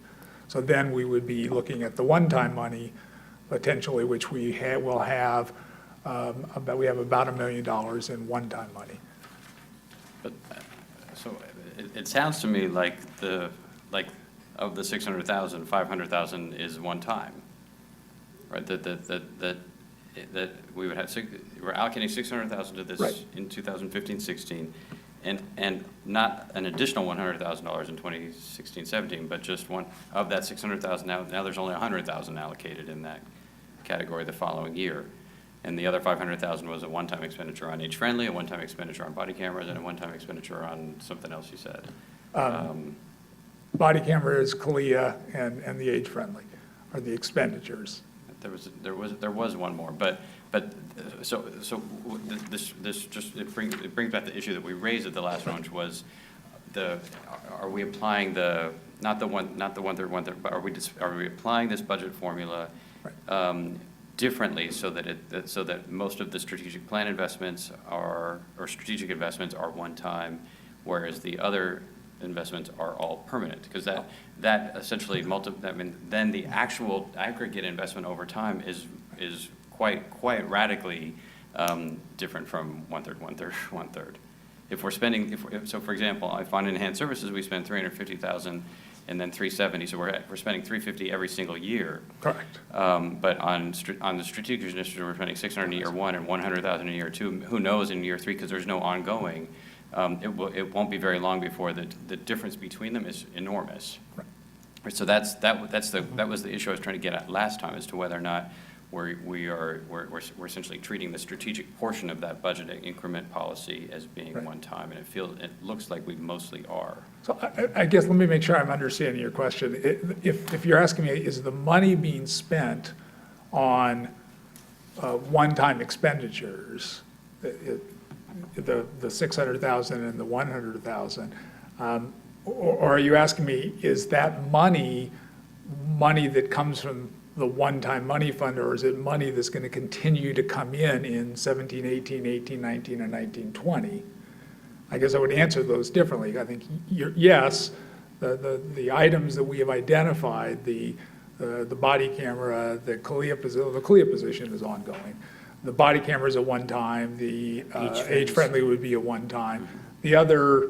The money that's left, which is probably $400,000, that would be available to spend either one time or not one time. It could be an ongoing expenditure. because the money that we're using, that $700,000 there, that money is not coming from any one-time money source. It's No, coming from regular, ongoing But sources. in the following year, but after this first year, where the balance is, roughly even, then that money is then allocated elsewhere. So there is no, in year two, forever after. Right. The money that we had been spending in year one on strategic initiatives, other than the CALIA position, is then been absorbed in enhanced services and personnel adjustments, right? I mean, there's. No. That money, the short answer is no. The way the budget is presented to you is if you spent 600, let's say you spent 300,000 of the strategic plan initiative in year one, then we would actually, at that point, have 400,000 in year two. 100,000 correctly has been committed with the CALIA position, so you'd really have another 300,000 that would carry over. And in other words, we're gonna track this money that we put in for the strategic plan initiative. We're gonna put it in the budget stabilization fund, identified for strategic plan initiatives, and as those come up, we would come back and we wouldn't take money from the money that we're spending on enhanced services is not going to take away from that money. So where is it then? So assume 2015-16 is over, and we're just looking at a 2016-17 budget. Right. Is there more capacity that isn't reflected here? We treat this as a 2-year budget and balances within 2 years instead of each year independently. Yes, okay, so, I know, but, so when you're building the 2017-18 budget and the 2018-19 budget. Sure. Then is it based on $100,000 for CALIA and then all these other expenditures for reserves, enhanced services, and personnel adjustments? No, when we looked at when council asked us to look at sort of the 5-year projection to make sure that we weren't spending all the money in 2 years, committed in years 3 and 4, this budget that's being presented tonight will have fairly, the amount of money that's represented there, the 1.2 to 1.6 amount of money that's sort of in each of those 2 years. The projections is there would be at least that much money in 17-18 and 18-19, and in fact about $500,000 more in each of the years. So we would have committed, for example, on the reserves, we've committed 300,000. We won't have committed any more for reserves in those years unless the council chooses to continue to put another 300,000 in. But we would have 300,000 to put in 17, 18, 18, 19. We would be able to continue the enhanced services. Would there be more capacity depending upon whether you put more in reserves or more for strategic plan initiatives? There might not be. But there should be enough money to do what we're doing in 16, 17, plus about another $500,000 in 17, 18, and then another $500,000 in 18, 19, based upon our early projections. Well, what might be helpful then is to indicate that in some way on the strategic portion, because the other three they're formula-based. We will keep allocating $300,000 until some policy change. And the enhanced services and the personnel adjustments, they're based on the growth in those, the formula-based growth and the contract-based growth in those allocations. So if none of us are here, or if you have successfully caused me to forget about this by 2017, you'll come back with this, the 300,000, the 370, the 478 will be built into the base budget at that stage. You'll say, okay, well, that's the contracts that we signed. Those are the people that we hired. That's done. Now let's look at the allocations again, and so let's now add, and there will be, but there's nothing like that. There's no self-executing portion of the budget on the strategic initiative. So if we let it go to 100,000 in the year 2, and then that becomes the bench by which you set the 27-18 budget, then we end up with exactly the problem I was describing last time. Is that we essentially are only allocating 5% of the total to strategic initiatives. And again, none of us have been pushing for a 1/3, 1/3, 1/3, but some reasonable distribution that probably isn't involving single digits. Sorry to take so long on this. No, I apologize. I didn't fully understand. Now I see exactly what your concern is. And I know you won't let me forget, but I will. But I might forget. We'll work on how we can do that appropriately. Okay. Thanks, sorry for the No, interruption. That's, oh, I get to there, so that's my presentation. Ah, I guess I could have waited 1 second. Yeah, it's all right. Christoph. Phil, Yes. animal control. Yes. What's the increase? And I didn't see it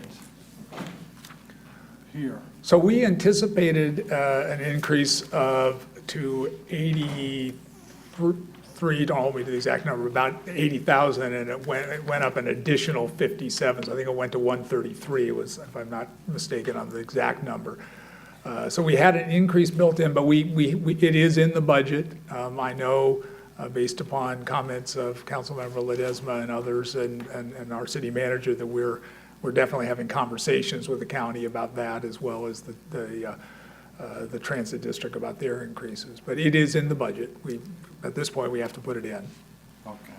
And I see that in supplemental requests, you're asking for 5 new positions, Correct.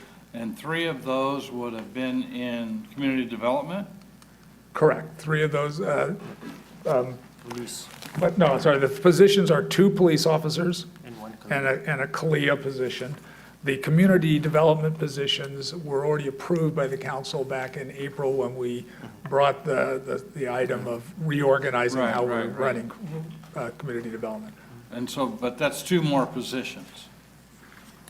There's a, There will be 3 positions in community development based upon that earlier council direction. Okay. And one of the things that I'm being asked a lot about now, and that is sort of a cash for grass kind of program. And I'm trying to figure out where I can at least broach the subject and see if there is a way in which we can bring an item to the council that maybe the council doesn't want to head that way, but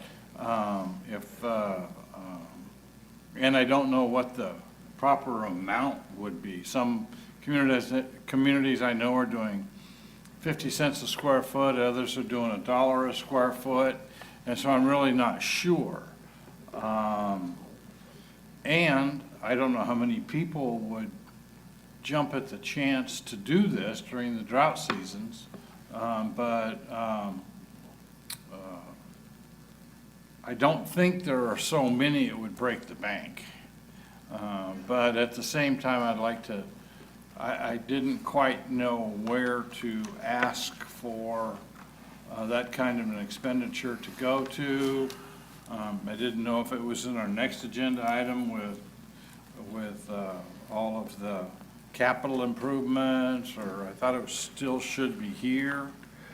Yeah, certainly I know that we're glad to look at what's out there, working with either Parks and Rec or Public Works, whichever department, Finance. Finance is always glad to have money coming in if we can add some money and deal with the water problem. And so we can look at what other cities are doing and bring that back, but it's not part of the budget.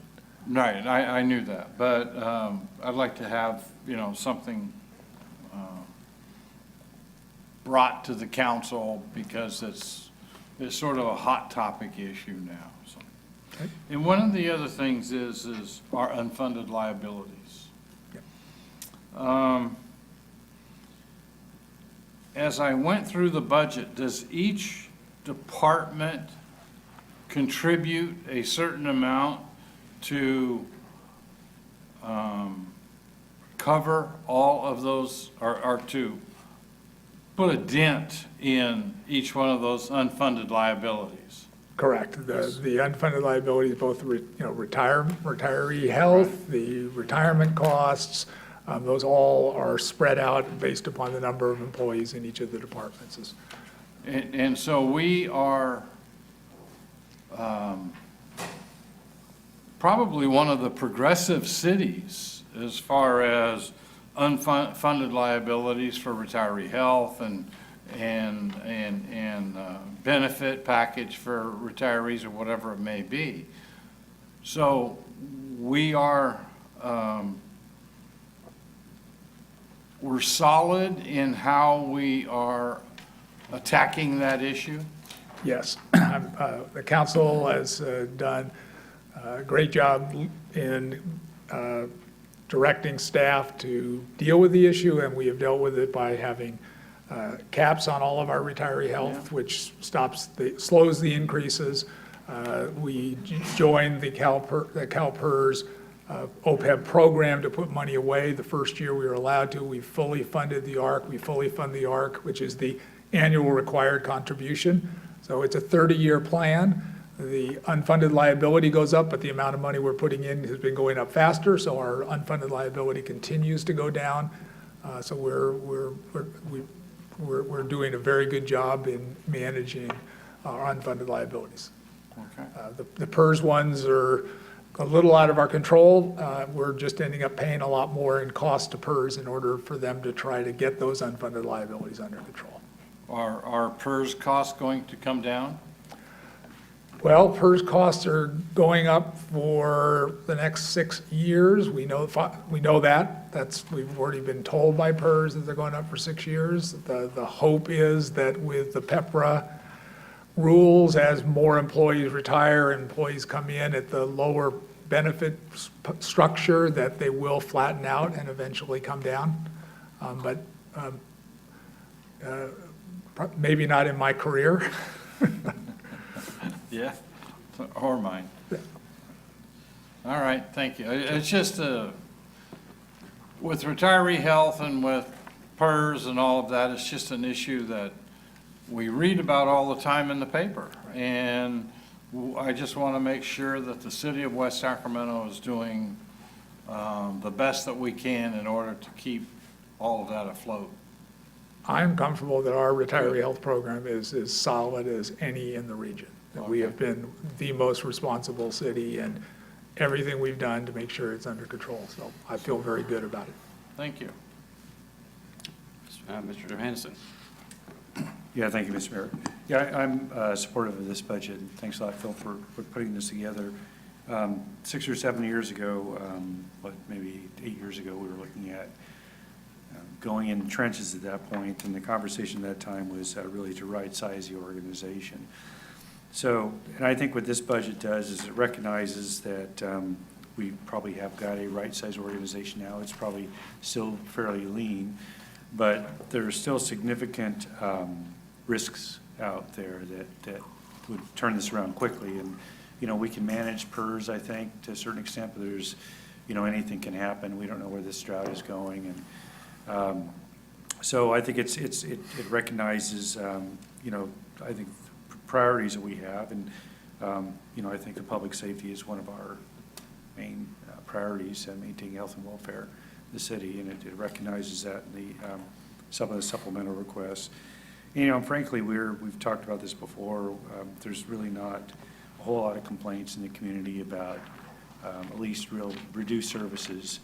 We're able to bring that back, started to bring those back, keeping our reserves up there so we have the cushion for the next downturn, which will happen. So I'm supportive of this, and thanks for bringing it together. Ms. Sandine? Thank you, Mayor. And I too, this is the budgets and the work that's been done here, that this is how we do our work. And I think I want to commend you and all the department heads and city manager for putting the work in to get us here. We're going to be judged. These are hard decisions. I know if we had a lot more resources, we would be seeing different things, but I think the constraint, the kind of control and the prioritization and hearing your responsiveness in setting up these funds for us, that are kind of getting at some of our concerns, and I think also trying to work with us about the concerns we have for not overspending, and that in a few years from now, and I agree with the mayor in terms of really, really focusing on not adding too many things that then later on may take some flexibility away from us. But I do want to commend, this is enormous work. Sorry. And thank you to you and your team, and I do support the budget as well. Representative Ledesma. Thank you, Mr. Mayor. Thanks, Phil and team and department heads for putting this together. I am supportive of this budget. I'm not going to My questions were around what you explained around the 4 new funds, basically, that we're drawing up. And the only ask is as you have, and if you go down to the other budget actions around the road fund, the Measure G fund, and it's just how we administer those. And I think that will be the important part is you know, the mayor may forget, but it's just, I do look at those to make sure, because you have to work within those budgets and how we administer those budgets. I'm watching those to make sure that it's that what the inflows and outflows from those budget centers are what we agree to at this moment. And just has to be reminded, just as you're doing in the narrative part of the budget cycle. So that's my only kind of administrative need around this budget. Other than that, I'm glad we were able to make some really good strategic investments back into our organization. I think that's what we were looking for coming out of the bad cycle, you know, when we were just trying to stop the bleeding. And now I think we're at a point where I really commend staff and the department heads for understanding that we're at a point where we can make these, and hopefully we can sustain that and move forward, and it's still a sustainable budget that we can grow from. So thank you all very much. I will just end by saying that staff is very appreciative of all the direction that we get from council, and it allows us to present a good balanced budget. And we are motivated also to have money in there for strategic plan initiatives, because we know the council comes up with strategic plans that they would like us to implement, and we need the money to be able to do it. So we will keep an eye on that and try to figure out a better way to maybe communicate that to the council and to the public. Terrific. Yeah, I mean, just on that point, we couldn't have had this conversation 10 years ago. I mean, the budget has become increasingly transparent and comprehensible, even to us. So, I mean, making it comprehensible to the public is fantastic. But you know, for many years, you know, our ability to really understand what was going on in its guts was fairly limited. So, the level of conversation that we're able to have about it has dramatically improved. So, you know, as we keep fine tuning, that's terrific. But I hope you don't interpret that as a criticism at all. It's a recognition of how more sophisticated your work on the budget has been. So thanks. And all the comments about the substance of the budget and the additions and the key investments have already been, I share the gratitude and the appreciation of my colleagues. I think there's some very smart choices. There are limited choices to be made, but there are some very smart ones here. So. Well, you will see the budget document, actually, we hope, by June 17th, which will be about 4 months faster than you've ever seen it before, because we think you should have it in a more timely manner. It's going to be shorter. It was already shorter. It's going to continue to get shorter. And our budget presentations every quarter are going to continue to get better and clearer and easier for you and the public to understand, because that's our goal. Okay. All right. So with that, is there a motion? I'll move. It's been moved by Mr. Johannesson and seconded by Mrs. Sandine. Seeing no further discussion, all those in favor, please say aye. Aye. Any opposed? Hearing none, motion carries. All right, that brings us to item 14, which is consideration of the biennial capital improvement budget and 5-year capital improvement plan. This is actually, I think, going to be a very short presentation from staff. Again, we were here on May 20th with the 2-year CIP and the 5-year projections. We got limited direction and questions from council. I think they were focused on making sure that we look at broadband and the ability to have money for broadband. And then there was a question about a critical fire item that was in the 5-year. So let me just address those really quickly. Staff will obviously need to spend some time looking at how we're going to fund the broadband and deal with some of the broadband issues. So we will be bringing that back to council apart from this 2-year budget, 2-year CIP. With regard to the critical item that the mayor caught, it actually turns out that the real critical item that Chief Heilman was mentioning, which is the Plymo vent, which gets out the exhaust out of the station, is in the 2-year budget. The critical items are in the 2-year budget. The item that was in the 5-year, somehow the word critical got in it, the mayor caught it. It's a driveway issues, they're not critical, and that's why it's in the 5-year. But with that, unless there are additional comments or questions from council, staff is asking that the 2-year budget, 2-year CIP be approved. Mr. Mr. Christoph? Yeah, Phil, Fund 229, that's the flood, Yep, okay? one that I actually don't know the number of that, Yes. okay? That's flood. Tish would have known the number. The GRR is soon to be completed. We will probably complete our property acquisitions in the near future. I mean, there are always issues that go along with that, but, you know, we will probably get that. And between that and the GRR, then levy construction begins in earnest. Do we have adequate funds for the levy construction Yes, built into the budget? we do. Because And- I looked at this and it was like somewheres in the neighborhood of $6 million. Yes. We have a couple areas, and Matish can expand on it, but we'll be coming back to you, as Paul indicated earlier. We'll have a hearing in July, and we'll come back to you in June to talk about the Measure UV bonding and have some options, get some council direction on some options. But we just did a new bond for flood, as you know. Right. And so there's a large chunk of money there that we have available. We have clear capacity in Measure UV to get anywhere between 35 and maybe even up to $45 million in bonding. So we should be able to have money for streetcar and money for the Southport project. And obviously, you know, the cash flow issue is impacted by when we get reimbursed for various things from the state. We just got a fairly substantial reimbursement. How much is that? We got about $3 million just recently, and then another $2 million on the way, so. So we've been getting, the state has actually been our staff's been doing a better job getting the documentation to the state, and the state's been actually turning around a little better. But right now, our cash flow is pretty good for flood. Okay, very good, thank you. The next project is going to be the bigger challenge after Southport. Oh, yes. We'll worry about that when we Yeah, get we'll worry Southport about done. As long as I can get the West Sac project completed, then I feel very confident that FEMA will loosen the strings, so to speak, and not hit us with an additional flood insurance tag or anything like that. So I think we'll be put into a decent zone because 50% of the community will be all covered and this and that, and especially the major areas, so I feel pretty comfortable. Questions?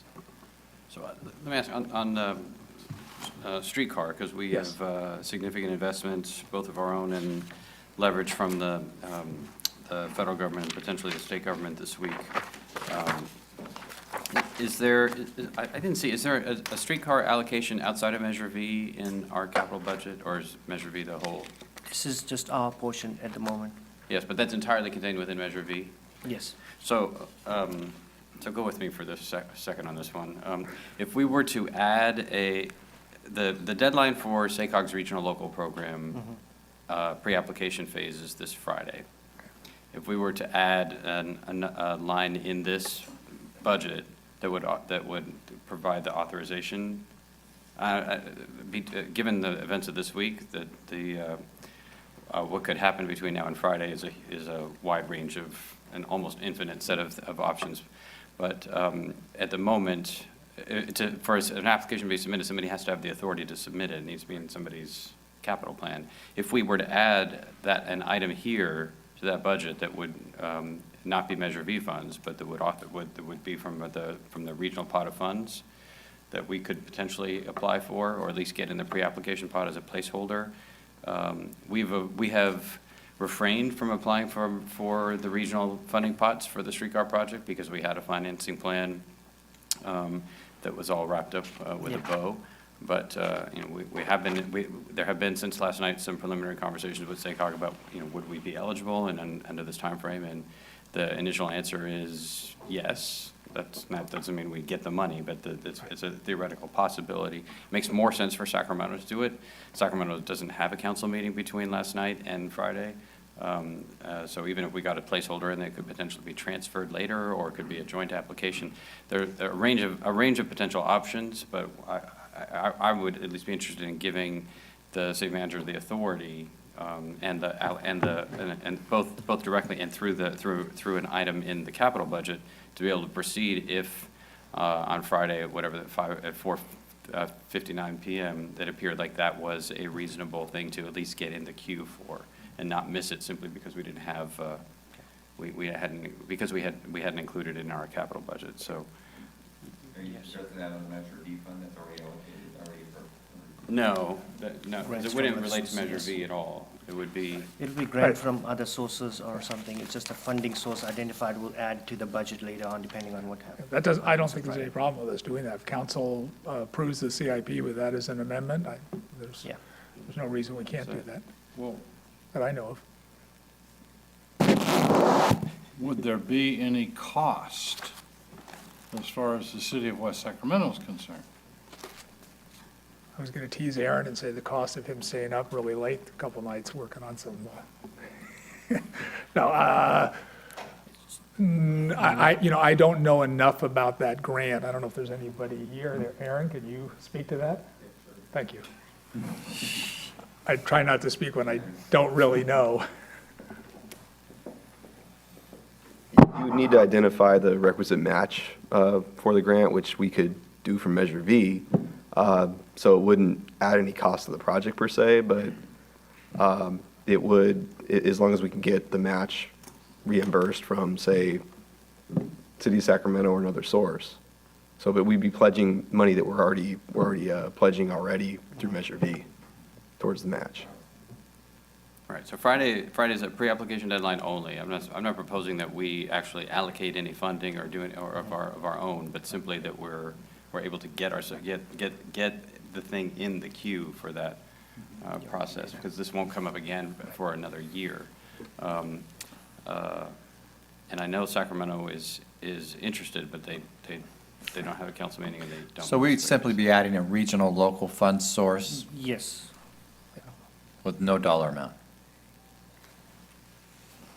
Is that the requirement for the application? Is it pre-application? Do we know if there's Pre-application. So is that a requirement to have the funding amount source requirement? for the match fund?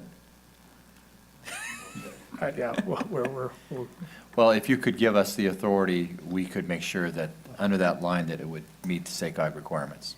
Right, and we could still, after the pre-application phase, we could still come back in our meeting in 2 weeks and withdraw the application. I mean, we're not signing a final funding agreement at that stage. right. The question is just whether we have to And they're identify aware, it. SACOG is aware of this concept for sure. I mean, but they can't themselves put a placeholder application on behalf of the project. One of the agencies has to, so, Right. yeah, I get it. We're checking to see if we can figure out what if there's a dollar amount that we have to. I'm betting that's not what Jeff is asking. No, that's not what Jeff's asking. That's what Aaron's checking. Right. We're Well, making, If the council gave the city manager the direction to go with the maximum amount of the match, then we could take it there and submit the pre-application and come back with an update at our next And meeting. put it on the next council meeting for. So the CIP would include authorization for whatever, up to the maximum amount of the match needed for Well, we're not responsible for the match, right? No, I think all we're trying to do is get in a position where we can get an application in on behalf of the city of Sacramento. It's their gap that we're trying to help them fill, I assume. Right. I mean, it could be, I mean, you can imagine a lot of ways this plays. It could be that it ends up being a grant to us, somebody else comes up with a match, and then the project becomes closer to 50-50, which resolves some of the other issues that we have as well. I mean, there's nothing magic about the distribution that we have already. I just think the more options we can keep open without committing, obviously, we haven't been asked and we haven't been expressed any interest, and I don't think we're willing to spend any more of our resources. But the extent to which we can help to facilitate that outcome, given the stake that we have in this project, in our plans, but also in the money and significant resources we've already invested. It seems like a prudent prudent step to protect that investment. And really, until, I'm sort of looking at Aaron and Natisha on this, but we have not yet committed the Measure UV money yet. That would be, well, I mean, it has to go to streetcar, but we could certainly use that money as the technical match for the pre-application. Yeah, we had, I mean, obviously, if we spent it, then we would not have it to use for our money, but if we just use it for the purpose of the match amount of money, I think we're okay, you know? Right, yeah, just pledge the existing balance, assuming that, and then only more if we need, if the match requires more than if you give the city manager authorization, we can. yeah, if that's a proposed amendment to this capital improvement plan, I'm supportive of it. So. Well, I guess, you know, I don't know enough about the process to either support or not. I mean, I realize that the streetcar is a very important item, and I'm just wondering if, because it is such a high-profile item, that I just want to make sure we don't ruin this city, and from a fiscal perspective, by really wanting a project that is so bad that it does us harm. And I just need to make sure that I understand all of the different issues that are surrounding this thing. I don't want it to become something that is harmful. I mean, I'm willing to support the streetcar proposal, but at the same time, I'm not going to support a deal that becomes a bad deal. I mean, I don't have support from the other side of the damn river. So, you know, there's something going on over there that really doesn't pass the smell test. And so I worry about that. Now, they may be able to turn things around and everybody jump on board, but so far, I just don't know. I haven't seen that. I have some concern there. But I mean, if you can talk to SACOG or whomever needs to be talked to and have some kind of a reasonable approach or a reasonable idea that puts us back on track, that'd be something that I could support. But right now, I'm very leery. Yeah, okay. And I don't know how the rest of the count. I think it's totally fair. I mean, that's why I think getting in the pre-application queue and returning with an action item here on June 17th. On June 17th is an appropriate strategy. It doesn't firmly commit us to anything. So And it might enable us to leverage our existing funds. Right. Yeah, I mean, the main issue we'll want to avoid is competing with ourselves in that same pot for other projects that we want. So that, I mean, that's the principal dimension. This doesn't happen to be a cycle in which we have as many as we have had in the past or will have in the future, so it's the right timing for it. But that's why we wouldn't necessarily go and ask for $30 million, even if our match would allow for that, because we want to be careful about competing with our other priority projects. So, but we can evaluate that more clearly on the 17th, if this even needs to get triggered at all. So. Okay. All right, any other questions on or comments on the capital budget? If you're going to hold that amendment till we get to the motion? Yes. Okay. Are you ready for the motion? Oh, I'm sorry, I stepped away. There's no public hearing on this? Nope, there was not. Okay, so I'll move the recommended action with an amendment authorizing the city manager to, what did we say you were doing? Look into authorizing you to look into a possible grant application with SACOG. That maximizes the existing streetcar fund. The existing streetcar fund. I want to make sure that's clear. Because I do understand Mr. Christoph's point. It's a very important point to our residents that this was intended for streetcar. and we're going to utilize it for streetcar. So with that said, there's my motion. Okay, and with a conforming change to the capital improvement budget, since that's the item that we're technically. Yes. Okay, great. Thank you. Okay, so that's been moved by Mayor Pro Tem Ledesma and seconded by Ms. Sandin. Is there any further discussion? All right, all those in favor, please say aye. Aye. Aye, any opposed? All right, that motion carries. Thanks for the indulgence. We're just trying to adapt quickly, so. Yeah, no. All right, council calendar? Well, since Carol is not with us tonight, I've got the calendar. It's a new format that's before you, rather than the monthly calendar format. It's listed. Hopefully, that is clear. The calendar item, do you have the calendar Yeah, updated? only Ms. Richardson knows how to use the template. Yeah, no kidding. And that one Like inch, the little squares. that 1 inch box was not enough to put 3 or 4 meetings in, so we've done this. The meetings that are listed in bold are ones that council members generally would attend. I just want to highlight the successful Bright Park Bill Day on Sunday. Thank you for everyone for your efforts there. There's an opening at noon on Friday, and we are pulling that together. Hope you can make that.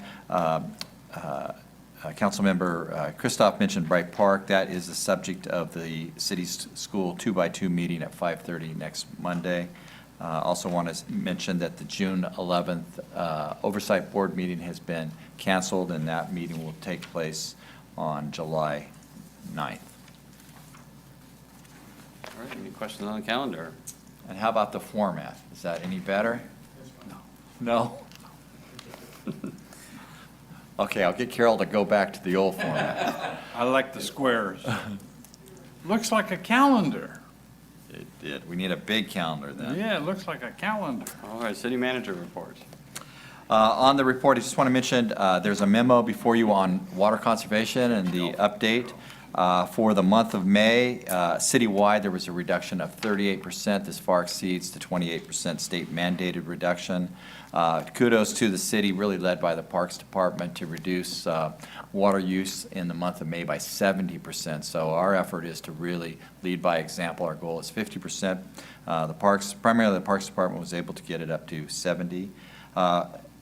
I missed the last meeting while I was in Asia, but it was my understanding that we were going to return to the council in July with an update where we are and whether or not our policies were sustainable, particularly as it relates to the prohibition of filling new swimming pools and ponds.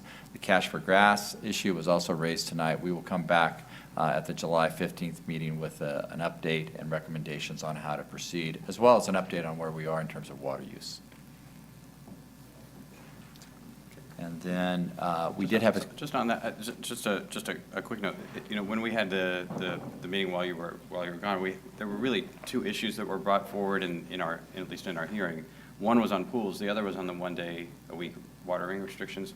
So I would just suggest some caution about declaring right now that the pool issue would be the number one thing that we would tackle, as opposed to residents who would like to be able to water 2 days a week like they can in other parts of the region.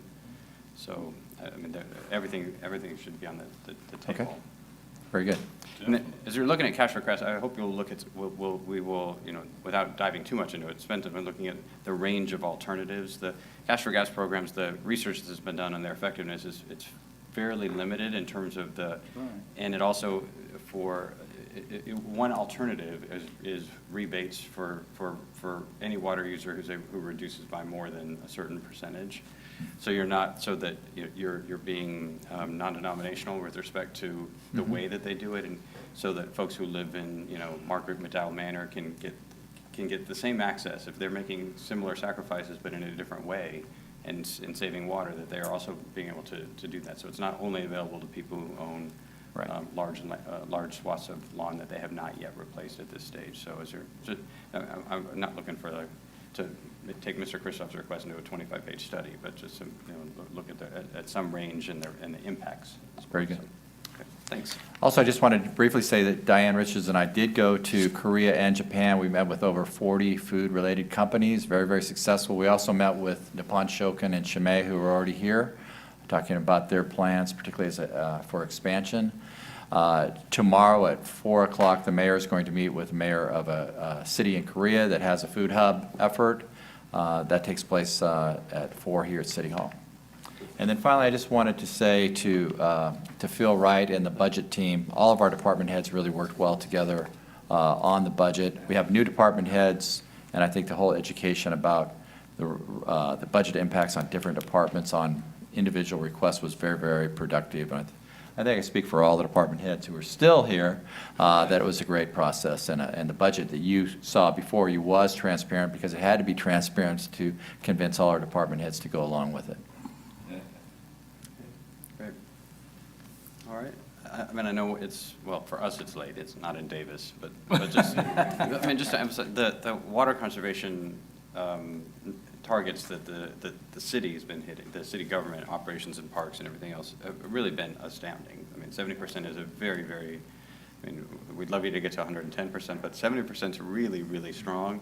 And so congratulations to the staff team. I mean, obviously each month is going to be a little bit different. So if it's 65 next month, you know, it's. But I think to get off to that kind of start, Yes. and the dedication in terms of checking leaky valves, going off and turning off unnecessary sprinkler heads, I mean, there's been a lot of hands-on effort. It's been really terrific. And at the same time, you didn't report on it, but the level of commitment to deliver on the Disney Kaboom playground was absolutely extraordinary by, you know, every part of the, I know the Parks and Recreation folks, you know, up nights, working weekends, but that's true. Public Works doing some community development, the finance people trying to process everything. I mean, everyone, it was an all-hands-on-deck project, and then seeing so many staff and, building stuff at the park and moving mulch and stuff like that at the actual build. It was certainly a huge win for the community, but just for city staff. I mean, I know you've communicated to them, but you know, at every opportunity, please reinforce. I think to the contractors on the private side who kicked in were also extraordinary during doing everything at their cost or even less. Yeah. So. Great work. Mm-hmm. All right, staff directions from members of the council. Mr. Kristoff? Yeah, I do. Yeah, I too would just like to comment a little bit on Kaboom and Phil and his organization. Just really, really good work. You know, Bob with the Kaboom and recreation. And it wasn't just that day that things went on. I mean, there was planning and there was a lot of work, prep work and things that went on in place. And one of the things I thought would be nice is to send a letter to Rockland thanking them for the use of some tools that we didn't have and that sort of thing. So I think that would be a nice touch. And but, Sunrise. Huh? The Sunrise Park District, which Sacramento County Sunrise operates. Park? Oh, okay, I didn't know that. Yeah. I knew what Rockland did, but I didn't know that.